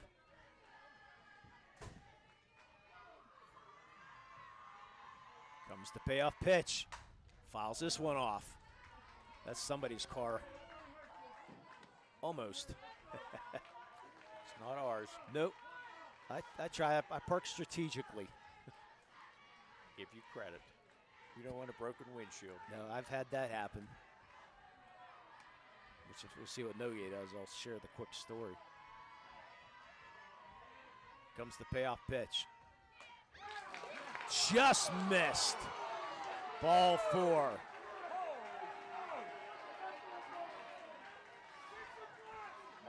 And everybody in the first base side says, you're a terrible ump, but everybody in the third base says, good call. Great job. Bases are loaded. Bring up Jaden Noguet. That couldn't have missed by much. I don't know. It did not. It looked pretty good to me, but Well, like I said, we're on not the we're on the first base side. I mean, we can't tell a corner. You know, it's just the way it is. A big break from Neshannock. Yeah, I did lose a windshield once day. I was umpiring a little league tournament. I made $100 for the weekend, for the day, and I went back to my car at the day, and I had a banged windshield out for the softball. So I didn't make no money for that softball tournament after the insurance. So Jaden Noguet steps in. The tying run come to the plate here in the top of the 4th. Big part of this game right now with 6-3. Actually, tying run on base. Excuse me. Here comes first pitch of Jaden Noguet, strike. And there's the and there's the same pitch call. Open your eyes, ump. To be an umpire, I don't know if I could handle people yelling at me that much. You don't even hear it, especially me. Oh, you can't hear anyhow. Comes the 0-1. That's up high. Let's get this out of the way. For those of you who think you can do a better job officiating, please go to PIAA.org, click on how to become official, and take your test and see how you can do. Kirsten Feathers framing his last couple pitches. That one she didn't get. Newman at third, Giordano second, Noguet at first. Jaden Noguet, base hit, left center field. 1 run is great jump by Ali Giordano. She scores, 2 out, RBI. Jaden Noguet, the Toshiba RBI, 6-5. Very important, big hit with 2 outs. And how big is Erlen Noguet taking that walk, and how close everything turns around just like that. Made a difference. Bring up Addie Fry. This is who you want up the bat. Wow. So Fry will step in here in our top of the 4th Carbone Hair Design inning. Fly ball that just got under left field. Weath will camp under it, and 2 hands makes the catch. Boy, she just got underneath that one. But Neshannock able to score 3 runs on 4 hits, no errors, and they strand 2. We played 3.5. It's 6-5. Everett, you're watching high school softball here in the Lawrence County Sports Network, powered by LCAP and the Triple I High School Sports Network. When the high school season heats up, make sure you have the best gear to support your school. Head to the Red Zone on Wilmington Road in Neshannock for all your county sporting apparel needs. From sporting goods to custom apparel to embroidery and more, the Red Zone has it all. Quality gear for all 8 schools in the County of Champions. Stop by and enter the Red Zone or visit them online at theredzonesports.com. Score big at the Red Zone. I think the key to any attorney-client relationship is trust. My father told me a long time ago, the definition of personal integrity, it's really simple. Do what you say you're going to do. At LGKG, we've been doing that for over 80 years. And welcome back to Heindel in in Dubois, PA. We had to say that once because of the GPS, Jay. It went from Dubois to Dubois. Dubois couldn't make up its mind. It kept changing. I said, maybe up here they have to use English, but then they said Dubois. Yeah, so nonetheless, a beautiful field here in Dubois. Go to the bottom of the fourth inning. Sponsored by Carbone Hair Design. You can visit their brand new location on Mercer Road across the street from Joseph's Marketplace. And our Crane Room Out of Town scoreboard, Union takes a 5-3 lead into the bottom of the fifth inning. How about them Scotches? They came back. Neshannock close to coming back. If Fry could have got that ball in play, a couple more runs, it would have been winning. But see what happens. You still got 3 innings left, at least. But a big part of this game right now, Jay, they answered 3. Now that Everett's got the top of their lineup up, you need to shut this down. Chloe Price 1 for 2 on the day. Takes the first pitch outside, ball 1. She's doubled and scored in the first and struck out in the second. Yeah, Fry has to settle down and just get this. A 1-2-3 inning would be nice. Get her confidence back. That pitch inside.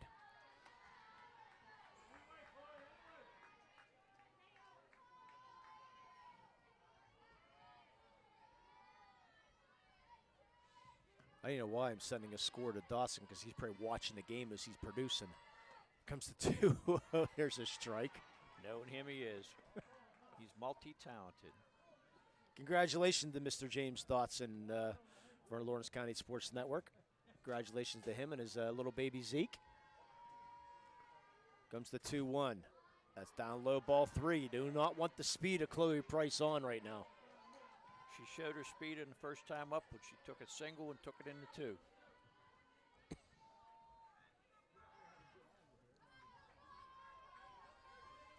Comes the 3-1. That's a high ball 4. Do not want the speed of Price on, but she gets on. Credit to her. Very patient at bat there for Chloe Price. Bring up Jade College, who's singled and scored and walked, so she's 1 for 1. She scored on a wild pitch. Boy, not for those 4 errors, Jay. Might be a different game. 4 errors and a couple plays you can't call an error, but you wonder. Comes the first pitch. Squaring around the button, pulls it back, ball 1. This time Newman ducked down when the ball almost went to first base. Yeah, Everett scored on a wild pitch. They scored on an error, the shortstop, and then a couple more errors in the third inning and brought in a couple more runs. Addison Wood did have a couple RBIs. Now there's a strike at the knees.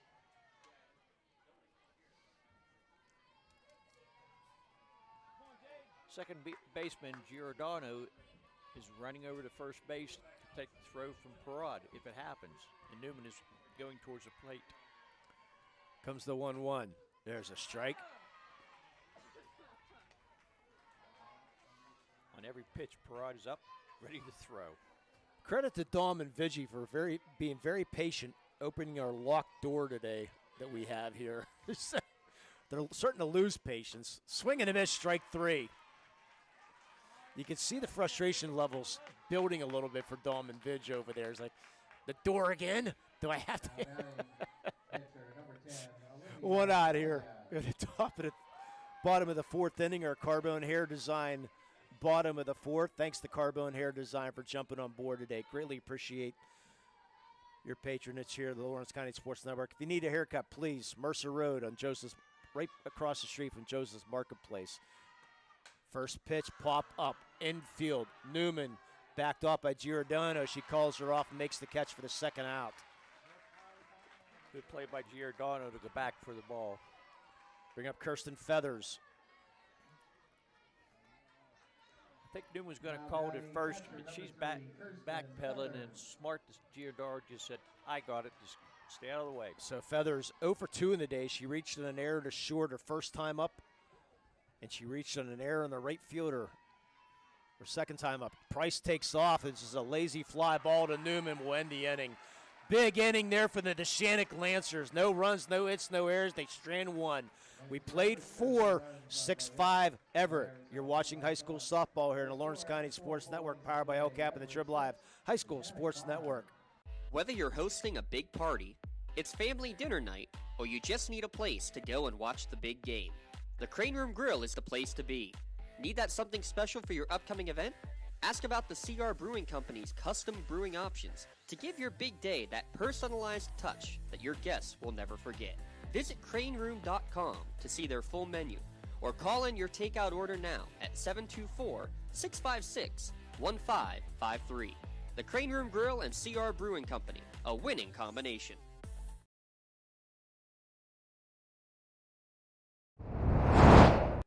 And welcome back to the top of the fifth inning. The fifth inning brought to you by Preston Mazda.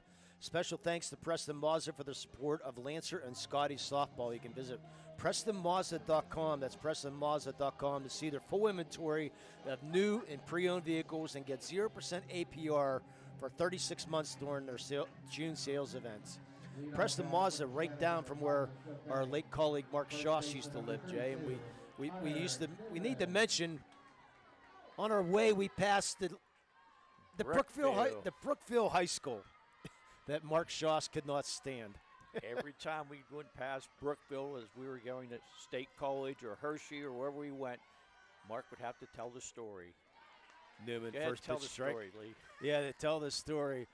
I had to, Brookville High School was 30 degrees and there's no room in the press box, and we had to be outside of the press box in 30-degree weather. All you could hear is the trucks going by in Interstate 80. It was a terrible place. Newman fouls it off. And nothing against Brookville High School, okay? I don't want to. That was years ago, so. It's still the same. You still hear the trucks. But whether they broadcast outside on the deck or not, I don't know. But there was no room for Mark Schoss that night. But nonetheless, 6-5 Neshannock here in our Preston Mazda fifth inning. Fouls this one off. Does Newman? I think I heard that story 10 times, Lee. At least. I've heard it more than that because I've known Shossie longer than you. I only heard it when we went to State College or Hershey. You heard it every time you went that way. Yeah. Which was a lot. Yes. Here comes the 1-2. Fly ball, center field, going over the head of Price. Forget about it. Hit the subway station. Tie game. What a shot by Newman. There was no doubt about that. How far was it going to go? I thought it was going to clear the subway station. What a shot by Hunter Newman. That's the way to hit a softball, Lee. Boy, I don't know. I didn't think the ball was going to go that far, but the wind is blowing out towards center field to right field. It got caught up in the air. That ball just kept trailing. Wow. I thought it was going to, early in the game, I thought the ball was being held back by the wind and the rain, but not anymore. Or that's just Newman's strength. Let's see if that sends a real spark now. How big is that getting out of that bottom of the fourth inning, Jay, now? That's really big. Whoa. Quinn pops it up right side. Is going to get out of play. Wood reaches but can't make the catch. Goes out of play. First strike. Boy, Preston Mazda picked the right inning to sponsor that home run. Remember, they had 0% APR for 36 months during their June sales event at Preston Mazda, PrestonMazda.com. Wow. Newman only had 2 homers so far this year, but that was a shot. Bowser, low throw. And turning to second is Quinn. She will get there, E6. So maybe Everett shook up a little bit here.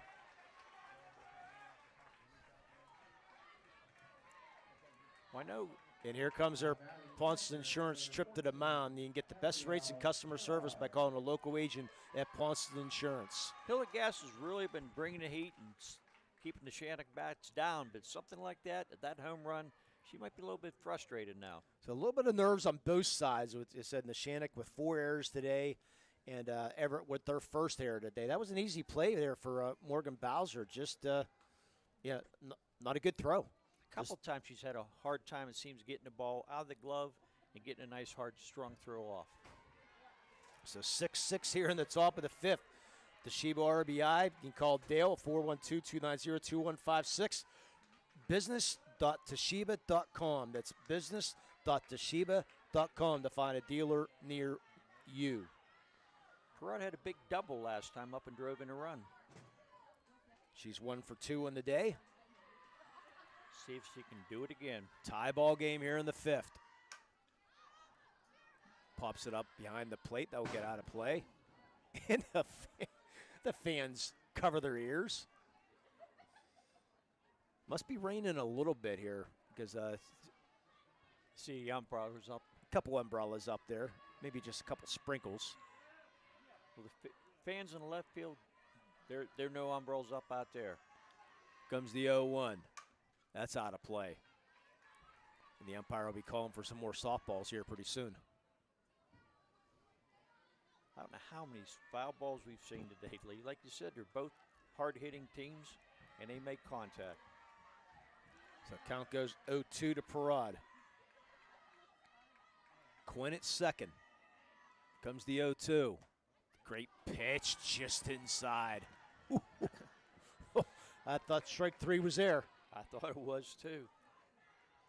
We talked to Coach, and they said there was a slow curveball she'd like to throw a lot. And that looked like that. 6-6 here in the fifth. Hildegass wanted that pitch. As all the Everett fans. Oh, yes. Here comes the 1-2. Gets a piece of that one, fouls it off. Nice level, hard swing by Perot. Winner gets to play Thursday morning at 11 o'clock at State College. If Neshannock gets there, we will have the game here in Lawrence County Sports Network. As long as we get some sponsors that hop along. Ground ball fielded by Bowser. Hits the runner. Throw over. He's safe at first, though. Ball hit Bowser first and then deflected off the runner. So Quinn is still going to be safe since the ball hit hit Bowser first. Good job to get back to second base, Quinn. And they're going to roll it.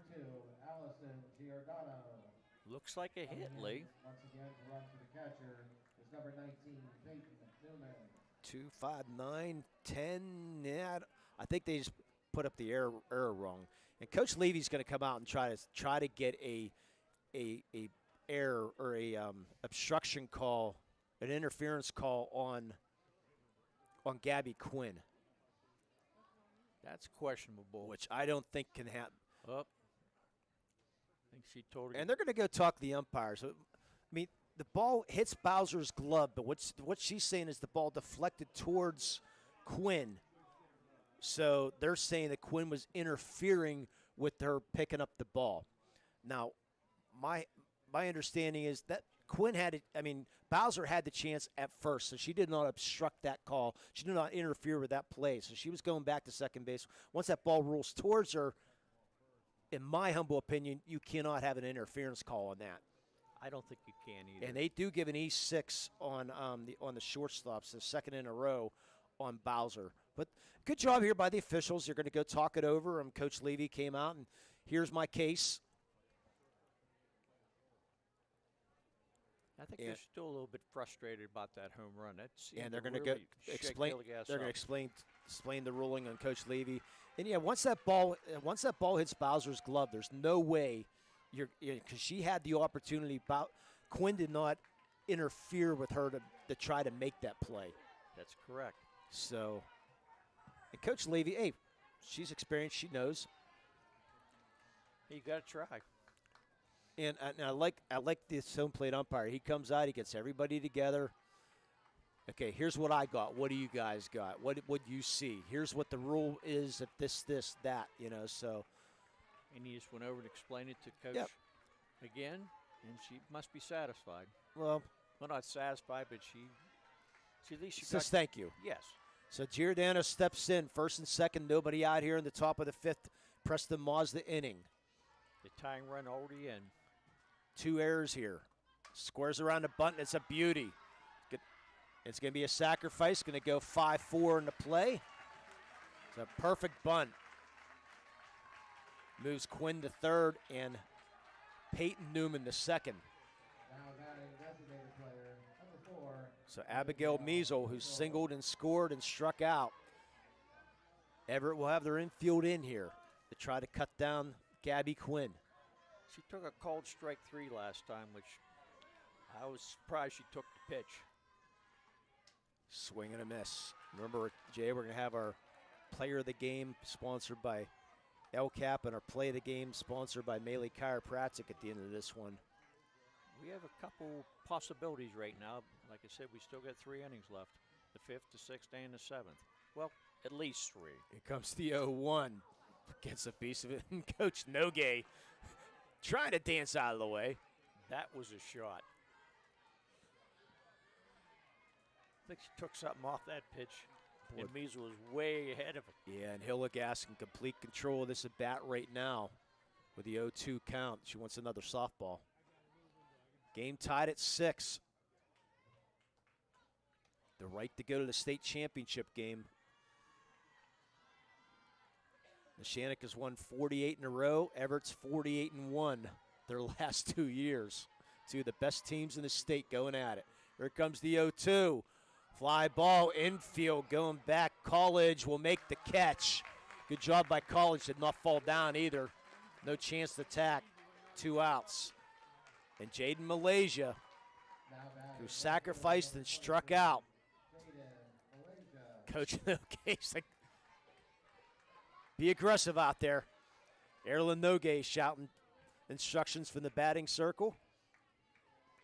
Need a big hit here. And if you're Hilligas, you do not want to see a Nogay come up in this inning.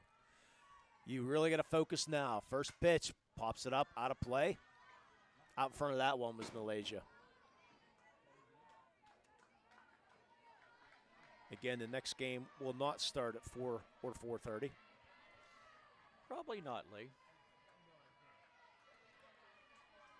We're in a nice dry press box, so I don't care how long it takes.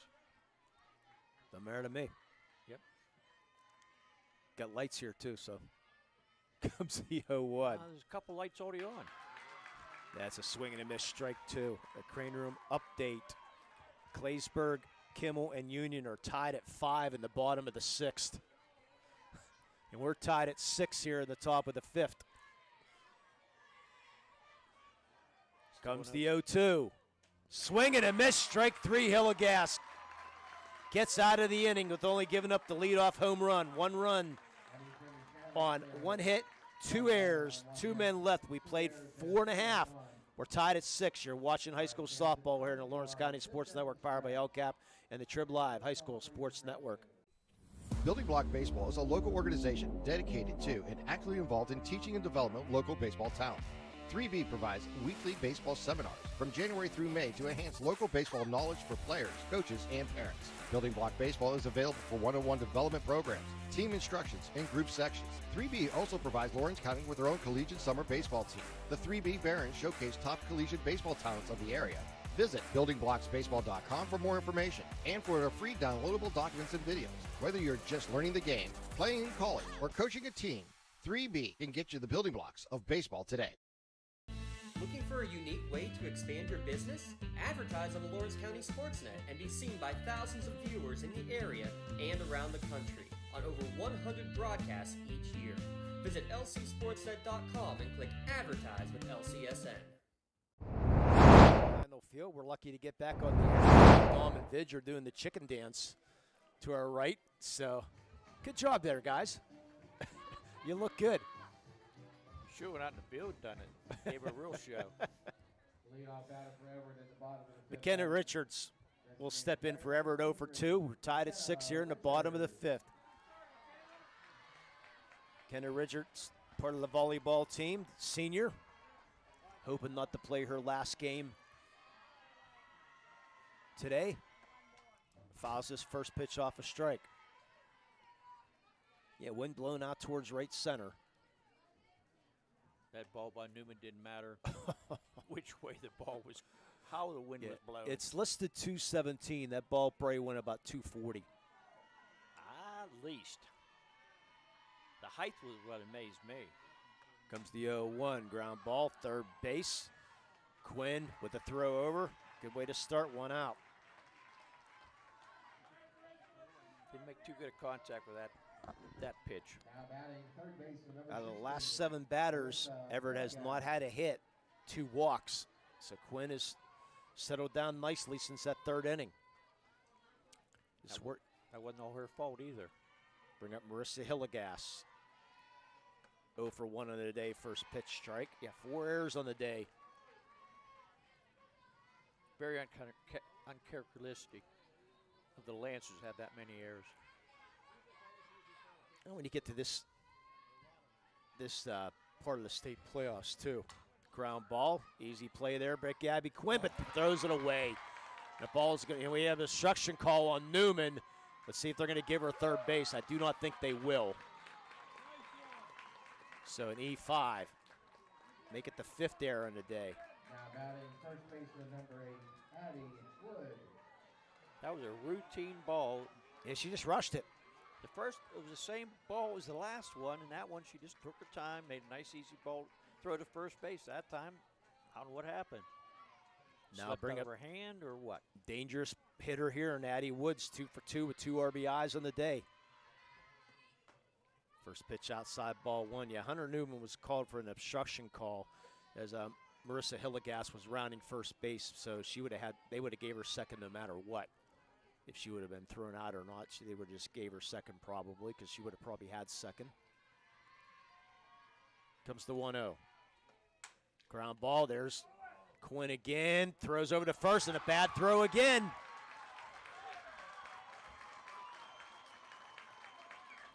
Hillegas stops at third, Wood the first. 6th error of the day. Quinn come up with the ball, looked the runner back to second base, everything you're supposed to do, then the throw for first, pulled Newman off the bag again. Bring up Ava Weeth. Jeez. Oh, my gosh. 5 errors, just so uncharacteristic. We have 6. The scoreboard has 5.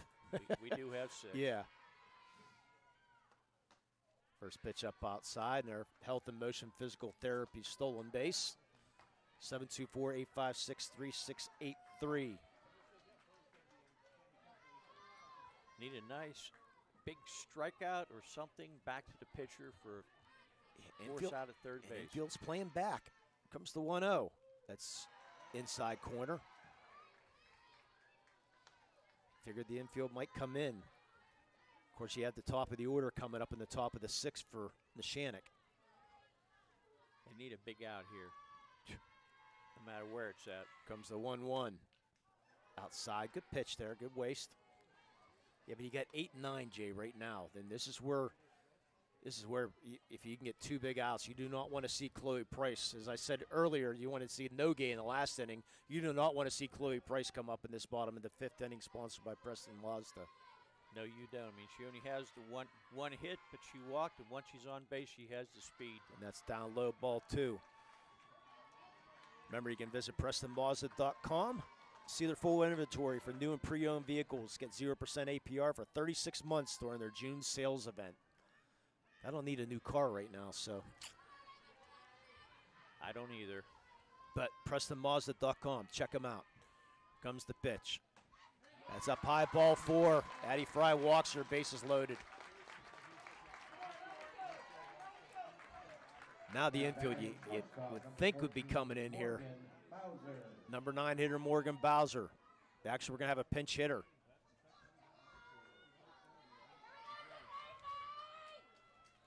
See who's going to come up to that. It's going to be number 29, it looks like, doesn't it, Jay? Yes, 29. Danae Mobus. So Danae. She's a senior. The hitting will be number 29, Danae Mobus. Part of the volleyball team at Everett. Coach Lash comes out for a Ponce Insurance trip to the mound. You can visit PonceInsurance.com to request a quote for auto, home, business, or life insurance. PonceInsurance.com. Love the life you live, worry-free. It's not what you want to do. You get the tying run, all the momentum's in your favor. Then you have 2 errors and a walk to put 3 guys on base. And they should be out of the inning. Yeah, not too many games you're going to win with 6 errors. but Neshannock still has a chance to do that. Yes, they do. With the hitters they have, anything can happen. Infield will be completely in. Looking to cut down this run at home. Fry gets some instructions from the dugout. Gets the sign. Here comes the first pitch to Mobus. That's up high. Nowhere to put him in a 6-6 tie here in the bottom of the fifth. Sponsored by Preston Mazda.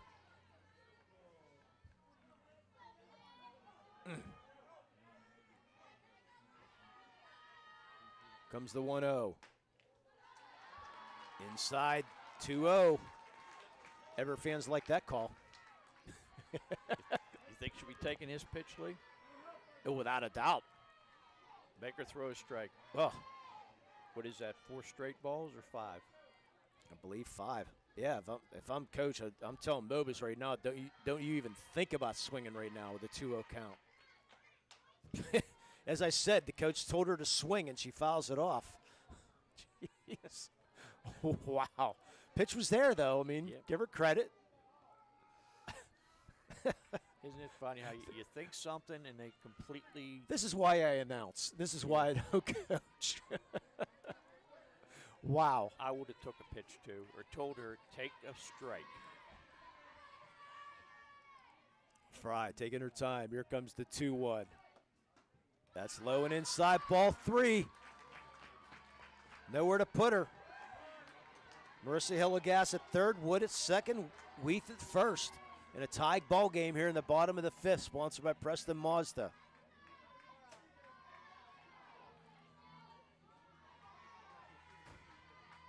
Comes the 3-1. Fouls this one off. She's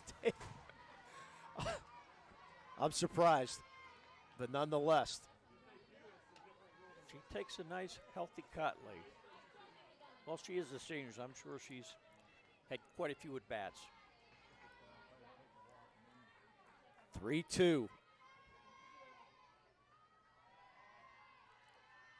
Here comes the pitch to Mobus. Ground ball is going to foul off in the box.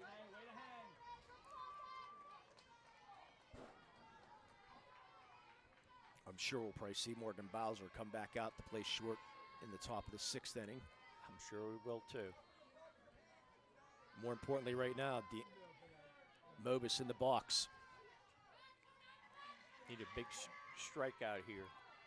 3-2. Just gets a piece of it, does Mobus. Nice cut by Mobus. Healthy swing. I thought she maybe try to back off the swing a little bit, but she doesn't seem to. What a bat here. Nowhere to put him again. Fans on their feet here.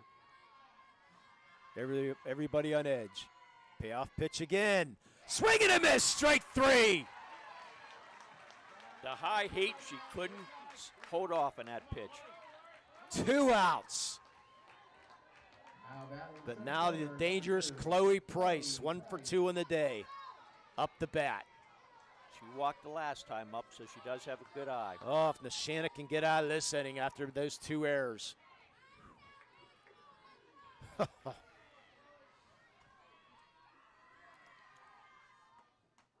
Strike in the corner. Boy, fans are jammed in here all around this ballpark. Nobody wants to sit out in the outfield. It's a great view from the outfield, too. I see a couple more umbrellas up, so it might be raining a little bit more. Comes the 0-1. Line drive, left field's going to find its way to the wall. 1 runs in, 2 runs in. Make it 3 runs in. 3-run double, Chloe Price.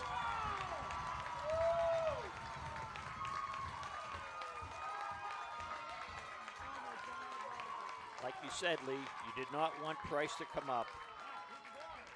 She turned around on that fastball and she laced it down the left field line. Bring up Jade College.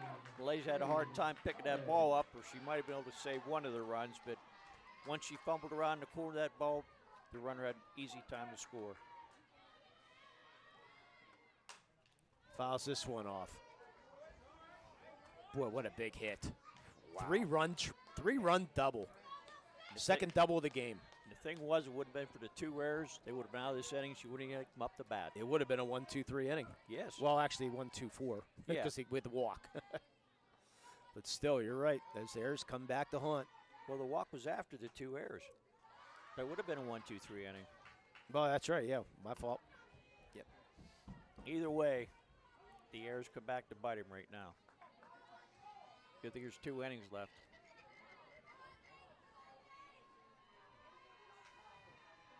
Comes the 1-1. Ground ball. Nogue. Low throw. Newman able to scoop it out, but three runs on 1 hit. 2 more errors and 1 left. We played 5. 9-6 Everett. You're watching high school softball here in the Lawrence County Sports Network, powered by LCAP and the Triple Live High School Sports Network. For 20 years, Melee Chiropractic has treated athletes of all ages to help them get safely back to the top of their game.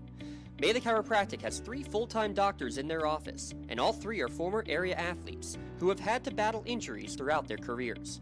They want to help you get safely back on your feet. But more importantly, help stop the injuries before they happen. Prehab before you rehab. Attention all high school student athletes. During your sports season, a $25 visit to the Melee Chiropractic office includes an adjustment and/or all therapies necessary, from the athletes of tomorrow to the weekend warriors and everything in between. Let Melee Chiropractic keep you in the game. Looking for a unique way to expand your business? Advertise on the Lawrence County SportsNet and be seen by thousands of viewers in the area and around the country on over 100 broadcasts each year. Visit lcsportsnet.com and click Advertise with LCSN. Top of the 6th inning, sponsored by Carbone's Hair Design, 724-652-3325. I just got my hair cut last week, so unfortunately I can't go to Carbone's now, but when I'm in the Newcastle area, I'll check them out right across the street from Joseph's Marketplace. Carbone's Hair Design. Thanks for jumping aboard. 9-6 first pitch, a ball to Erlen Nogue. As the Union Scotties were down 8-6 with 2 outs. The ball was dropped in left field, and they've scored 3 runs. They lead 9-8 now in this top of the 7th inning. That must be one heck of a game too, Lee. Yeah. That pitch catches the corner, strike 1. Erlen Nogue, 1 for 2 in a day with a triple and a run scored. Neshannock needs to get the bats going again. That's up high and outside.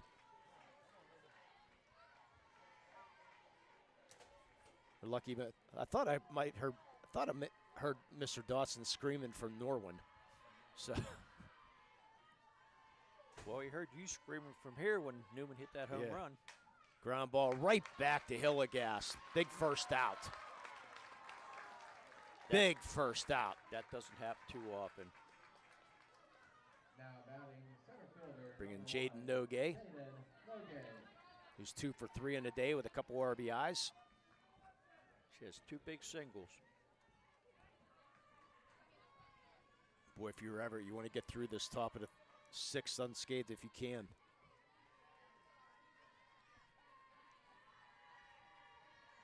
Been a fun one here. The winner plays on Thursday morning for the state championship. See if Nogue gets something started, get some runners on base. First pitch, a strike. Because you have the power coming up. And one of these teams is going to lose their first game of the year. And Neshannock, the first game in 2 years, if they lose.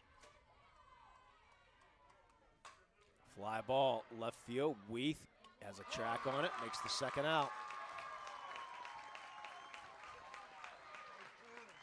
Every catch Weeth makes in left field looks a little shaky to me, like there's a snowball there. Sort of like it's just not a job, it's an adventure. Yes, that's one way to put it. Bring up Addie Fry.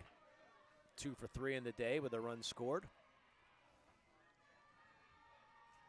Again, at the end of this game, we'll have our play of the game and player of the game. We're going to have a lot of hard choices. Hopefully, we're going to be talking about a winning hit somewhere.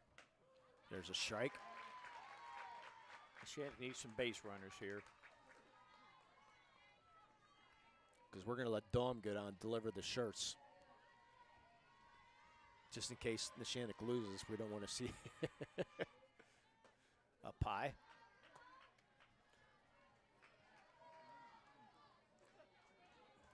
(9-6) Everett here in the top of the 6th inning, sponsored by Carbone Hair Design. You can check them out on Facebook. Schedule your next appointment. Fry hits that foul. That slow pitch, he drilled it over the third base dugout.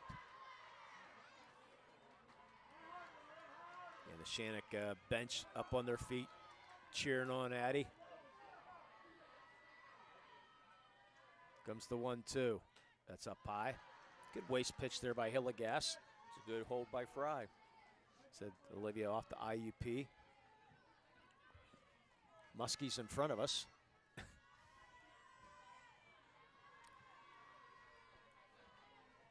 This might be a wild Muskies. Oh, yeah. They'll be swimming for a while. Comes the 2-2. That's rope foul. As Coach Nogay jumps out of the way again. He's had to do some dance a couple times, which I'm sure he doesn't mind. He knows they're hitting the ball hard when he has to jump. Just a little bit ahead of it. The umbrellas are down now, so this spit and rain must have stopped.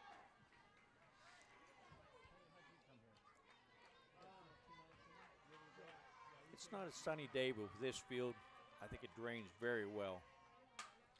That's pop-up infield. Marissa Hillegas and called off, but she makes the catch. Addison Wood looks like she's coming over to make the catch, but Marissa Hillegas gets the out. So big 3-up, 3-down inning for Everett. Go to the bottom of the 6th, sponsored by Carbone Hair Design. You're watching high school softball here in the Lawrence County Sports Network, powered by LCAP and the Trib Live High School Sports Network. No two companies create the same way. Toshiba empowers the art of business by uniquely enabling businesses to work with tools designed specifically for them. In a constantly evolving world, business communication must be agile, efficient, and fast. Toshiba is the company that helps you manage it all, from paper to digital to screen and back again. Toshiba, empowering the art of business. And welcome to our Carbone here. Bottom of the 6th inning. They've been serving you since 1988. You can come see them at their new location at 2707 Mercer Road in Newcastle. 724-652-3325. That's Carbone's Hair Design. Scotties are half an inning away from going to State College on Friday, Jay. They have a 10-8 lead now going to the bottom of the 7th. And a wild game there and a wild game here. Neshannock will have one more chance at trying to hold Everett now here in the bottom of the 6th inning, sponsored by Carbone Hair Design. 3-4-5 hitters stepping up to the plate. Olivia Hillegas, 1 for 3 on the day. Fry's going to have to really be careful here and not give up any more runs. 3 runs is a lot. But with the Neshannock bats, they can come back. Well, remember that average. I'm waiting for Everett to score at least 1 run here in the bottom of the 6th because they'll be double figures. I don't want to see it, believe me. We're going to forget about that average league. First pitch is strike. They're a fun team to watch. Oh, yeah. Both teams. It's a shame to see number 1 and number 2 team in the state. One of them's not going to be moving on. Well, Neshannock has not played their best softball today. No. With 6 errors, definitely not.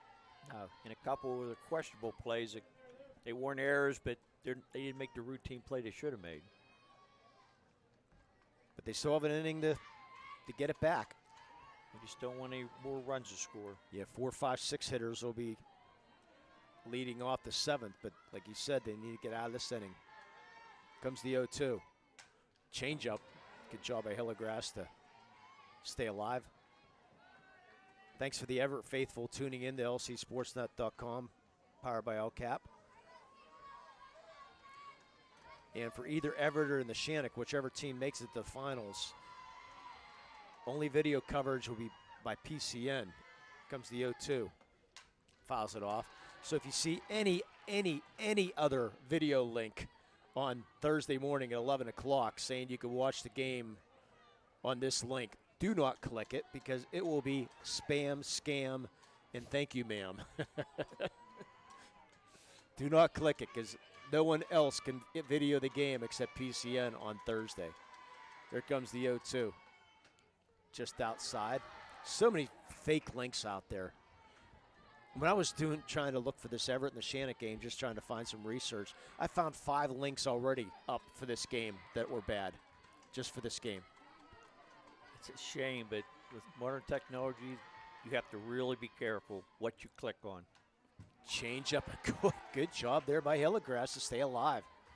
She was way ahead of that, but she still got a piece of it. Yeah, well, it's worse during football season. You'll see 40 fake links just constantly down. Watch it, watch. It's like, no, you can't. Yeah, give me your credit card. No, it's not happening. Comes the 2-2. Swing and a miss, strike 3. Good at bat there for Hillegrass, but Fry wins the battle. Better pitch by Fry. Now batting catcher number 3, Kirsten Feathers. 6 Ks for Fry. Scotty's on their way to State College on Friday. 10-8 victory. First pitch down low to Kirsten Feathers. I thought that was Dotson screaming from Norwin. I don't think it was Zeke. It was probably Dotson. Comes the 1-0. Saying she swung. I think she did. So Feathers gets called for the strike. Yeah, Coach Levy went with the pullover now. Must be a little chilly out there. Not your warmest day here in Western Pennsylvania. Only about 67 degrees. Change up, a beauty just outside though. That's a couple change-ups she's thrown this at bat. Count goes to 2-1.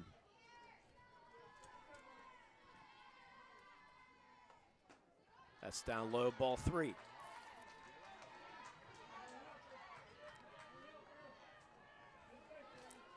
So we got one Lawrence County team, the State College. Union will be making their first ever trip to the state finals.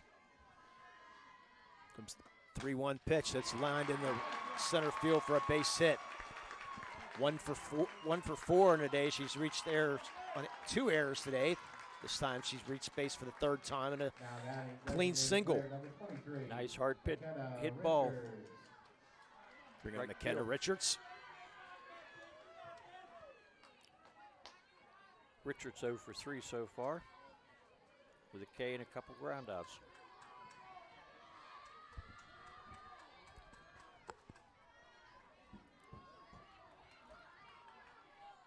Yeah, crowd waiting patiently here for the next game.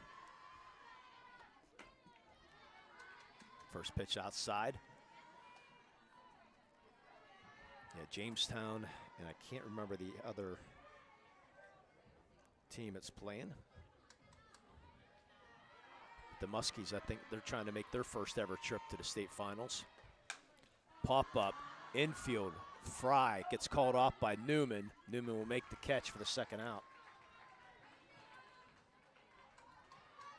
Good job by Newman to call the pitcher and the 3rd baseman off. Third baseman number 16. A lot of times the pitcher wants to make that play and is smarter when the first baseman makes it. 2 down. We need a big out here. Get out of this inning, bring the bats back. Comes the first pitch. It's outside. Yeah, Jamestown's playing Juniata from Altoona area. Not at 4 o'clock. More than likely 4:30, 4:45. And they're playing that ball outside. Jamestown and Juniata gets the winner of Mid-Valley and Palisades. That game got postponed to tomorrow, so it looks like the eastern side of the state. That game was supposed to be at Bloomsburg. So they must have got a lot of rain out east. Of course, it rained a lot here. This has a beautiful draining field, too, turf. Comes the 1-1. That's up high and outside.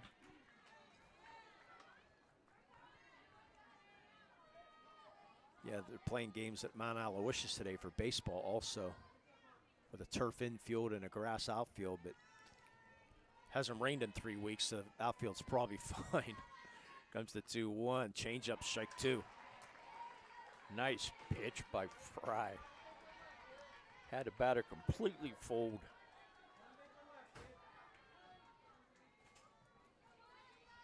Count 2-2 to Marissa Hillegas, who's 0 for 2 in the day, scored a couple runs.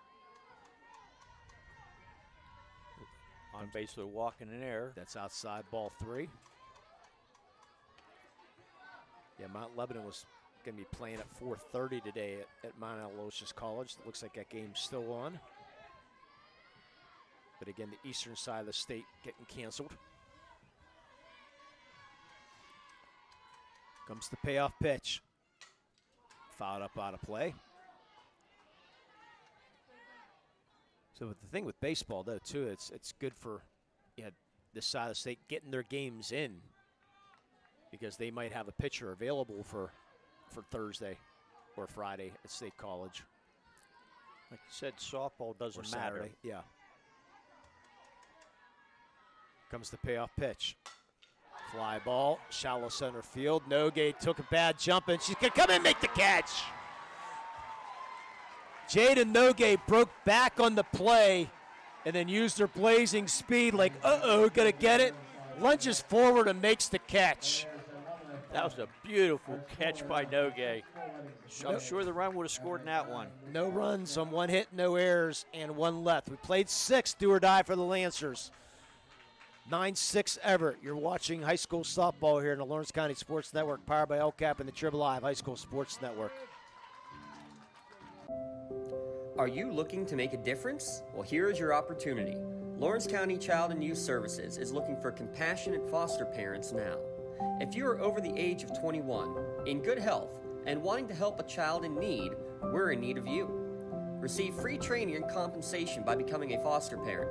Call 724-658-2558 and let Bill, Brooklyn, and Heather get you started. Make a difference and become a foster parent today. Contractors, the Department of Healthy Homes needs you. From small to large residential projects, you can help families live safer and healthier with the quality work you do. It's rewarding in more ways than one. Call LCAP's Department of Healthy Homes today.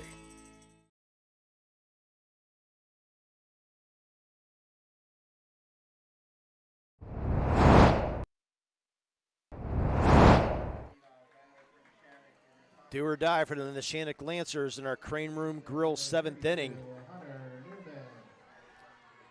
Tell them you watch this Neshannock game on LC SportsNet and you can receive a free order of homemade chips. Hunter Newman tries another one left field and back to the fence to make the catch is Ava Wheat. 1 out. I thought when that left the bat it had a chance, but just sort of died out in left field. What a huge first out for Everett. They're 2 outs away from making their first ever appearance to State College. Gabby Quinn 1 for 3 today so far. She first pitch swing, pop up, left side. Nice play by the shortstop and Morgan Bowser to get the second out. 2 pitches, 2 outs. The Lancers down to their last out, up to Gabby Quinn.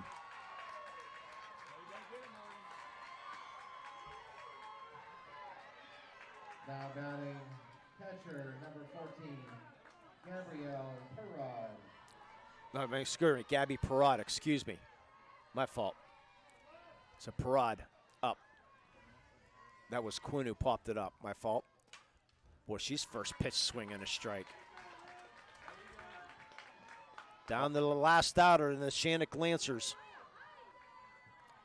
All 3 have been first pitch swinging. I don't think they want to wait too long to get a good pitch to swing at. Everett trying to get to State College for the first time. Comes the 0-1. Just missed. Everett baseball team defeated the Neshannock Lancers last year in the state championship game, 1-0 in 9 innings.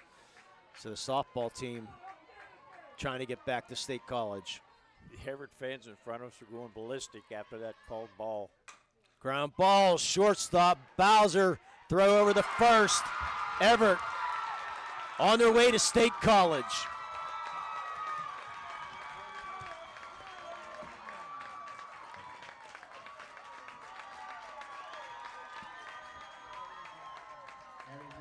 Final score, Everett defeats Neshannock 9-6. We'll be back for our Tri-Principal Association postgame show, and we'll hand out our Melee Chiropractic Play of the Game and our LCAP Player of the Game. Castle Asphalt and Construction is driven to provide quality, cost-efficient pavement-related services to Western Pennsylvania. Every paving or construction service at Castle Asphalt begins with a thorough site inspection of the area to allow their team of professionals to become familiar with the unique conditions of your home or business. Once the site inspection is complete, Castle Asphalt provides you with a detailed plan of the design, cost, materials, and time of completion, so you know exactly what to expect during your construction. Visit castleasphalt.com to request a quote for your next project and make your dream design come to fruition. Business communication must be agile, efficient, and fast. Toshiba is the company that helps you manage it all, from paper to digital to screen and back again. With smarter printing, you are unleashed. The office is wherever you are, and Toshiba makes it seamless to print whatever, wherever, and whenever. Our mobile printing applications allow you to print or scan to both Toshiba and third-party MFPs right from your mobile device. Toshiba, empowering the art of business.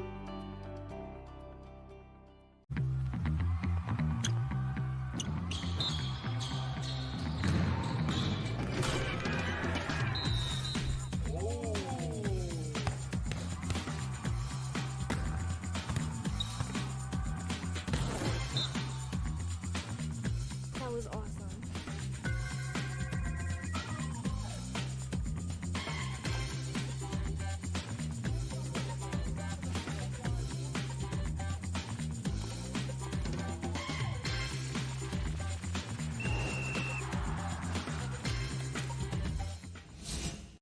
I love what I do because coming in every day is different. How can you not enjoy these kids coming up and hugging you and giving you these great smiles all throughout the day?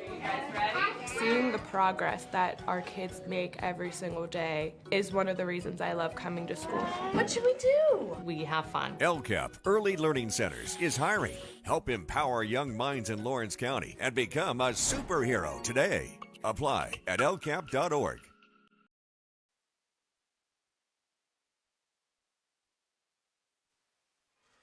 And welcome back to our Tri-County Principals Association post-game show.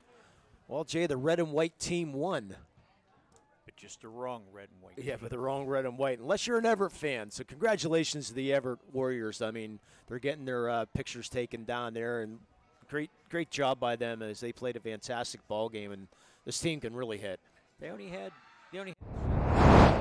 but they needed them, and with Neshannock having the 6 errors, that's all the help they needed. Yeah, they took advantage. They took advantage of it, and how about the 3-run triple by Chloe Price? That was the killer right there. If we were handing out a Melee Chiropractic Play of the Game to an Everett player, that would be it right there. That definitely would have been.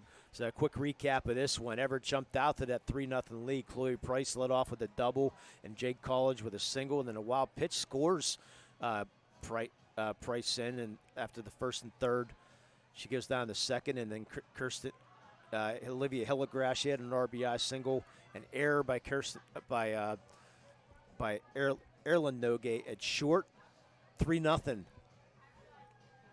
Neshannock would strike back. They would score a couple runs in the third inning, a RBI triple by Erlen Nogay and an RBI double by Addie Fry. They cut it to 3-2. Just when you think maybe things might settle down, here comes couple more errors in that inning, couple big hits. Addie Wood with an RBI single, unfortunately, the couple errors sets up the inning. So it's sort of walk, error, and error. So you get 3 men's on. They had 3 errors in that third inning, Jay. They scored 3. It's at 6-2 right there. But give the Neshannock credit. They hung in right there. They scored 3 in the top of the 4th. They get 3 runs, 3 hits right off the start of the 4th inning. A single by Quinn, a double by Parad, a single by Giordano, then a big 2-run single by Jaden Nogue with an RBI single in there by RBI double by Parad. But make it 6-5. The big home run by Hunter Newman that if the subway station's not out there, it might be still sailing. Ties the game up at 6.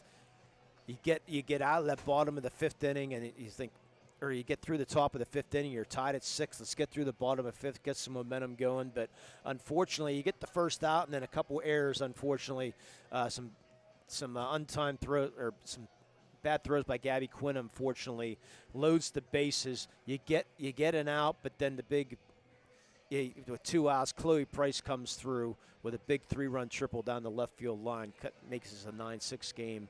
Neshannock couldn't really get. They unfortunately did not get their last 8 runners on base as Olivia Hillegrass did a nice job retiring the last 8, and Everett's going on to win and going on to State College, Jay.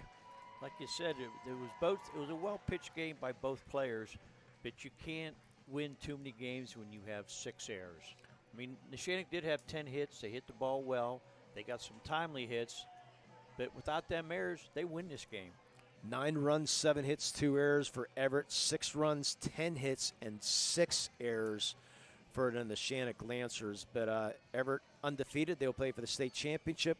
Neshannock loses for the first time in 2 years. But what a season, Jay! I'll tell you what, they can't hang their heads. They had a great season, a great 2 seasons actually. It's just a shame. Number 1 against number 2, and somebody had to lose. Yeah, Coach Lash has been just doing a fantastic job for this program, and kudos to the seniors on this Neshannock Lancers team. Gianna DeSalvo, Hannah Donaldson, Jada Malaysia, Erilyn Nogue, Hunter Newman, and Kaylee Smith. The seniors are going to be lost for this team, but hey, this is the first time they lost in 2 years. But so congratulations to them on a great year and a great 2 years. So now we're going to wind things up. We're going to go to our Melee Chiropractic play of the game, Jay, and the ball might be still sailing, Hunter Newman. I'll tell you what, that was a shot when it left the bat. You knew it was going to clear, but how much, like you said, it hit the roof of the subway station, as we called it, and just almost cleared the roof. It was a shot. Melee Chiropractic is proud to present the Play of the Game Award to Hunter Newman of the Neshannock Lancers. Melee Chiropractic and the Lawrence County SportsNet are proud to honor Hunter for tonight's Play of the Game. Hunter will receive a customized T-shirt, courtesy of Red Zone, in recognition of tonight's Play of the Game. Video of tonight's Play of the Game may also be featured on the School Sports Network Standout on Twitter and Instagram. To view tonight's Melee Chiropractic Play of the Game and a full list of this season's top plays, go online to lcsportsnet.com and click on Play of the Game. Congratulations to Hunter Newman for tonight's Melee Chiropractic Play of the Game. Let Melee Chiropractic keep you in the game. And we're our player of the game, sponsored by LCAP. We're going to go with the freshman, Jay. Talk a little bit about Jaden Nogue. She was 2 for 4 today, and 2 RBIs also in the day. I'll tell you what, she laid out for that last ball, and I think it would Plus the catch, yeah. Yeah, that catch, I think she would have actually, if she wouldn't have made that catch, she would have got another run, because she laid out, and I don't know how she came up with it. A little bit of snowball, but it stayed in the glove, and that's what you want. That's what the speed can do for you, too. So Lawrence County Community Action Partnership is proud to present the Player of the Game Award to Jaden Nogue of the Neshannock Lancers, LCAP, and Lawrence County SportsNet. They're proud to honor Jaden for today's Player of the Game. She'll receive a customized T-shirt courtesy of the Red Zone in recognition of being named today's Player of the Game. You can view the full list of this year's Players of the Game. Go online to lcsportsnet.com, click on Player of the Game. Congratulations, Jaden. Today's LCAP Player of the Game, changing lives. Jay, we have one more game left in 2023, and that's going to be on Friday at 11 o'clock. The Scotties will make their first ever trip to State College. So we're going to try to get that game on the air. We want to thank our sponsors today, the Carbone Hair Design, Preston Mazda and the Crane Room for stepping up today, for getting today's video coverage of today's game on the air. For those of you who'd like to get the audio-only broadcast on the air on Friday, please get a hold of James Thoughts. James Thoughts, you can check out his email on the lcsportsnet.com website. So, final thoughts, Jay, before we head out of here. It's a shame one of these two teams had to lose, but like we said, you can't win too many games with 6 errors. So congratulations to the Everett Warriors for making their first ever trip to first ever trip to State College, and congratulations on the Neshannock Lancers for a great 2 seasons. It's been a fun run. From our producers, Dom and Vidge, from my brother, Jay Moan, final score here, 9-6, Everett defeats the Neshannock Lancers. I want to thank everybody here at Du Bois. You've been watching everything right here in the Lawrence County Sports Network, powered by LCAP and the Trib Live High School Sports Network. Have a great night, everybody.